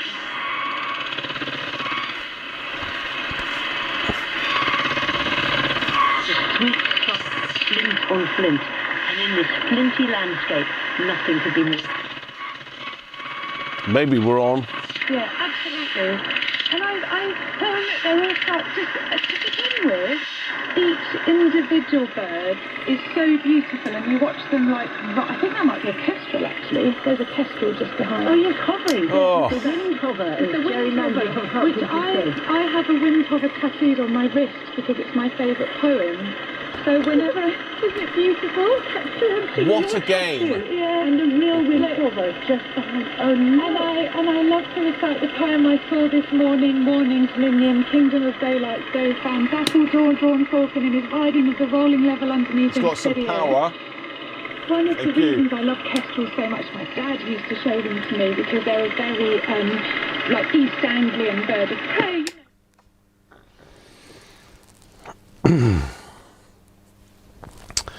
Well, we could try the other output valve in, but to be fair, I think this has had a hard life probably, so I think a new output valve wouldn't hurt it, to be fair, and we'll leave this one as a spare.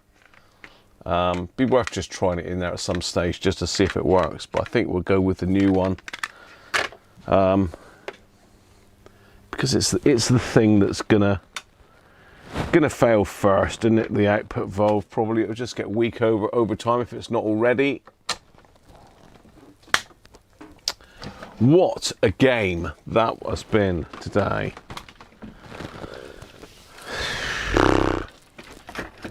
You like find out what's wrong with it eventually after going all the way around the houses trying to think that I know what I'm doing, and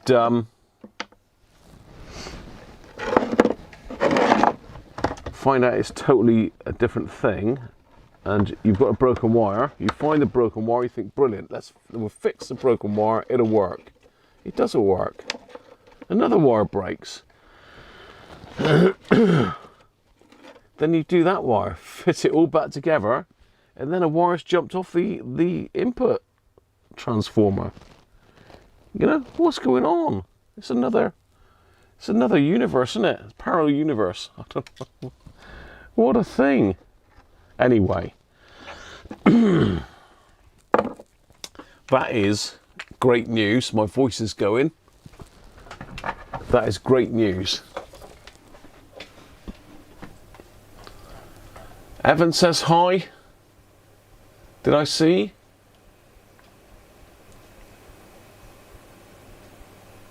Hi Evan. Thanks for watching.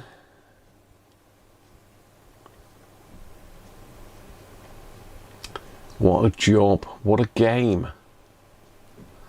The only time a hum is welcome, yeah. What a game.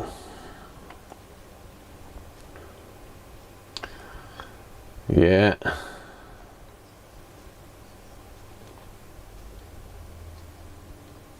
Yeah, definitely. I think it's worth having a new valve. This one may work. It's potentially is going to be weak, but there we are. Wow. You know what it means though, don't you? It does mean that we're going to have to get the record deck done.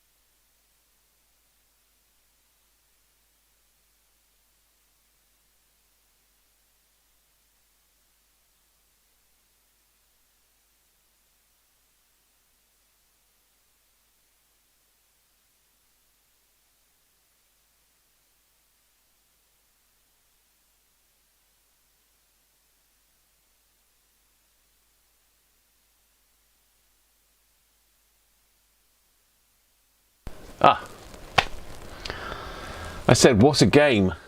I said, I need to get a stylus. Well, I don't need to get a stylus. I need to see if we got a stylus first, but we need something to play on Christmas Eve, don't we?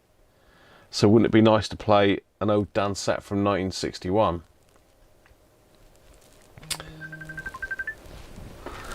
I think Harvey's slightly behind us there.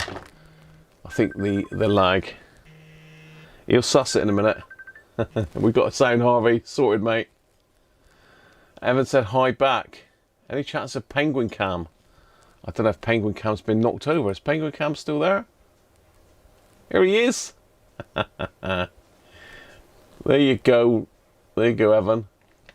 Penguin's back. Bit of Zorba. We need something. We need something from its era, really, don't we? We need to dig some 60s records out. Bit of Beatles or something like that. Obviously not, you know, we won't do any copyright breaches, will we? Well, we might. Ugh.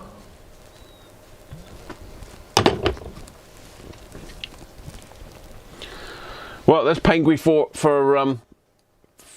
Evan Rampton. Big lag. Don't call me that, Harvey. Don't call me that. We've done lags.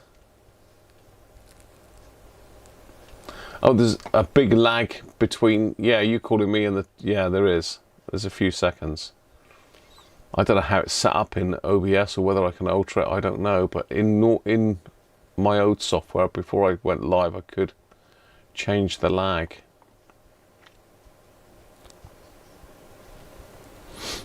Oh, it's good audio sync today, is it?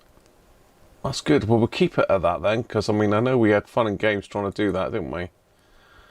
It's still on 320 milliseconds, Joe. Well, there you are. That's what we needed, Bob. 320 milliseconds is the name of the game. So we have got to do the record deck. It says I'm signed in today. Will it open my schedule?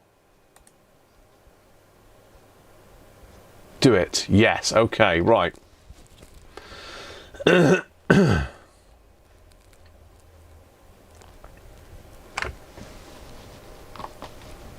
Christmas schedule. Rob reckons he's never seen it. Well, he has. He's definitely seen it because he commented on it.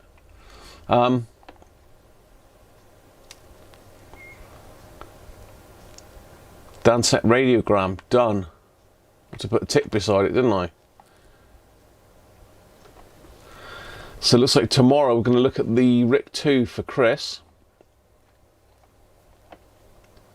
What's going on with that?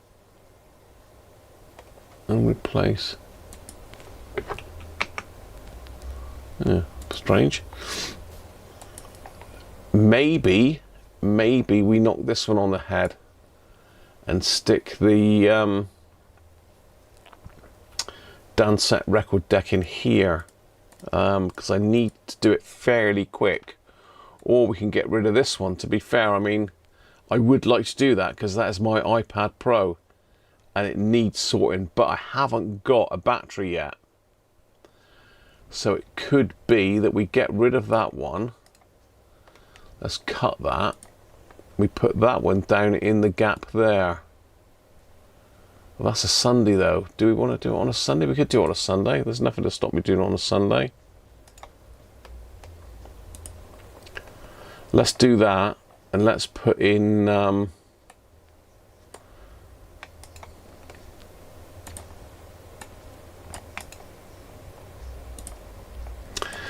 then if I do that, if I just put in there record deck service,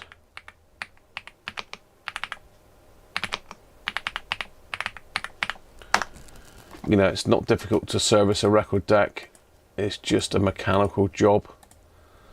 Unseason it, greasing it, oiling it, and then once it's all in you can adjust it. But I need to get the stylus under the microscope and have a look at it. So there you go. Volve radio, still haven't got one down from the loft yet, so not sure what's going to happen with that. But tomorrow we're looking at a RIC 2. Get me out of Volve hell for the time being and back into transistor heaven. Then on Thursday we're going to have a look at my portable toolkit. So I've got a very nice toolkit that I put together. Then we got an Xbox that's noisy, so we've got to give it a strip down and a clean out. Kit build, I haven't got to grips with that yet. I'm not sure what to do there, but maybe we don't need more working space, thank you. Maybe we'll do the 2001Ds. I'm not sure. We've got Sony giveaway radio. You've already seen the giveaway radio here. You know, it was the SW77.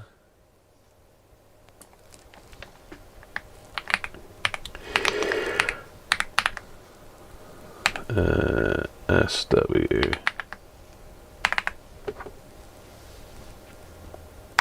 So it's no longer a mystery because you need to go back to last Thursdays and have a look. See your Silvertone we managed to do. We managed to do the Roberts Rambler 2. We've now got the Dansette radiogram side working, but not the deck. Xbox kit build 2001D Zenith Roll 500. That's for Chris. Curve bug, that'll be interesting.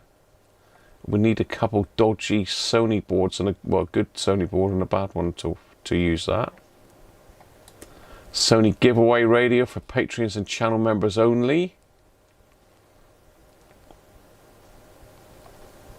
Then we still got a gap on Tuesday the 23rd.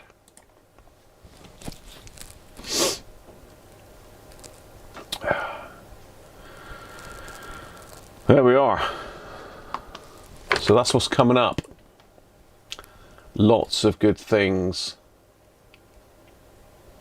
You saw the whole stream today, Rob, did you? You seem like you weren't really with it from time to time, mate. Yeah, you commented for... Have you really been in it all the time, Rob? I'm just looking back through the stream. You've obviously been really quiet. I think, yeah. I think your last one was something about the no sound situation, wasn't it? I don't know, the chat goes so quick sometimes. Catch you soon, Jeer. Got to do the Advent calendar, yeah. Catch you soon.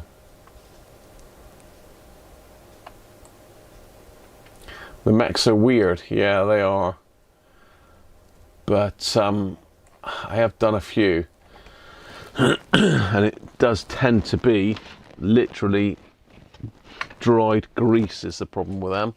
I will try and get the thing underneath the microscope though, the stylus, and have a look. Number 7 we need today. Why is that wonky like that?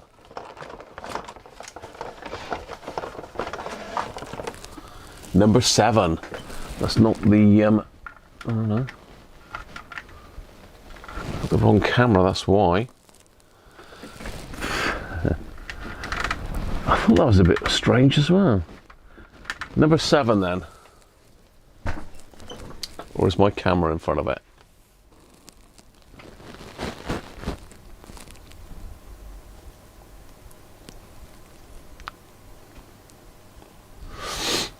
Oh, I can see it. I can see it.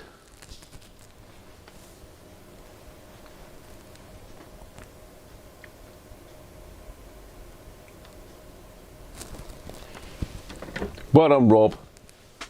You made it. Avalanche leading 3-1. What's Avalanche, Joe?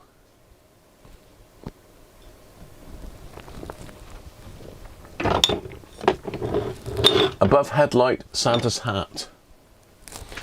It's above headlight and it's Santa's hat as well. Cool. We don't need to get into that one. Ah, ooh. It's difficult. I've just bought a set of these. I've just bought a set of these long screwdriver bits from work. I've got more now, haven't I? Where's me holder? Come on down.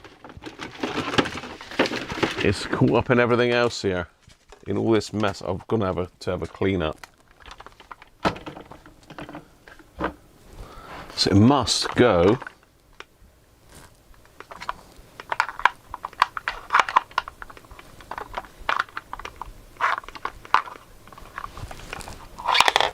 It doesn't go in that one because it goes right the way through. It doesn't fit in them, so it's got to go in these. It's got to go in one of these. I assume it sits that way up.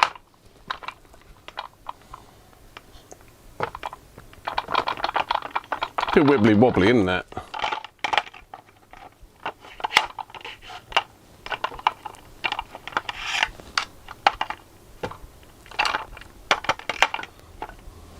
Yeah, there you are. The Advent calendar is coming along very nicely. So, I mean, I assume that goes in that thing there, doesn't it? So we can use it. You gonna stay there? No, you're not gonna stay there, are you?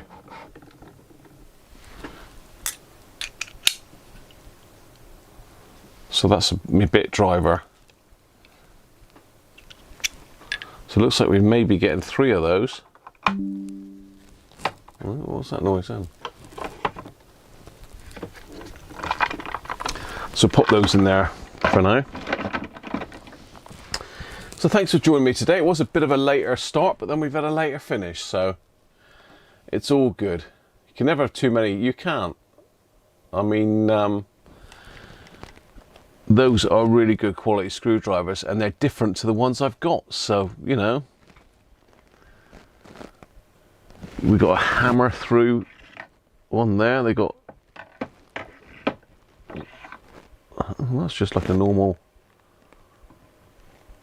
Aussie drive number 2, but yeah, they're all sort of like slightly different, and the little ones as well. Yeah, that's a nice little set, that is.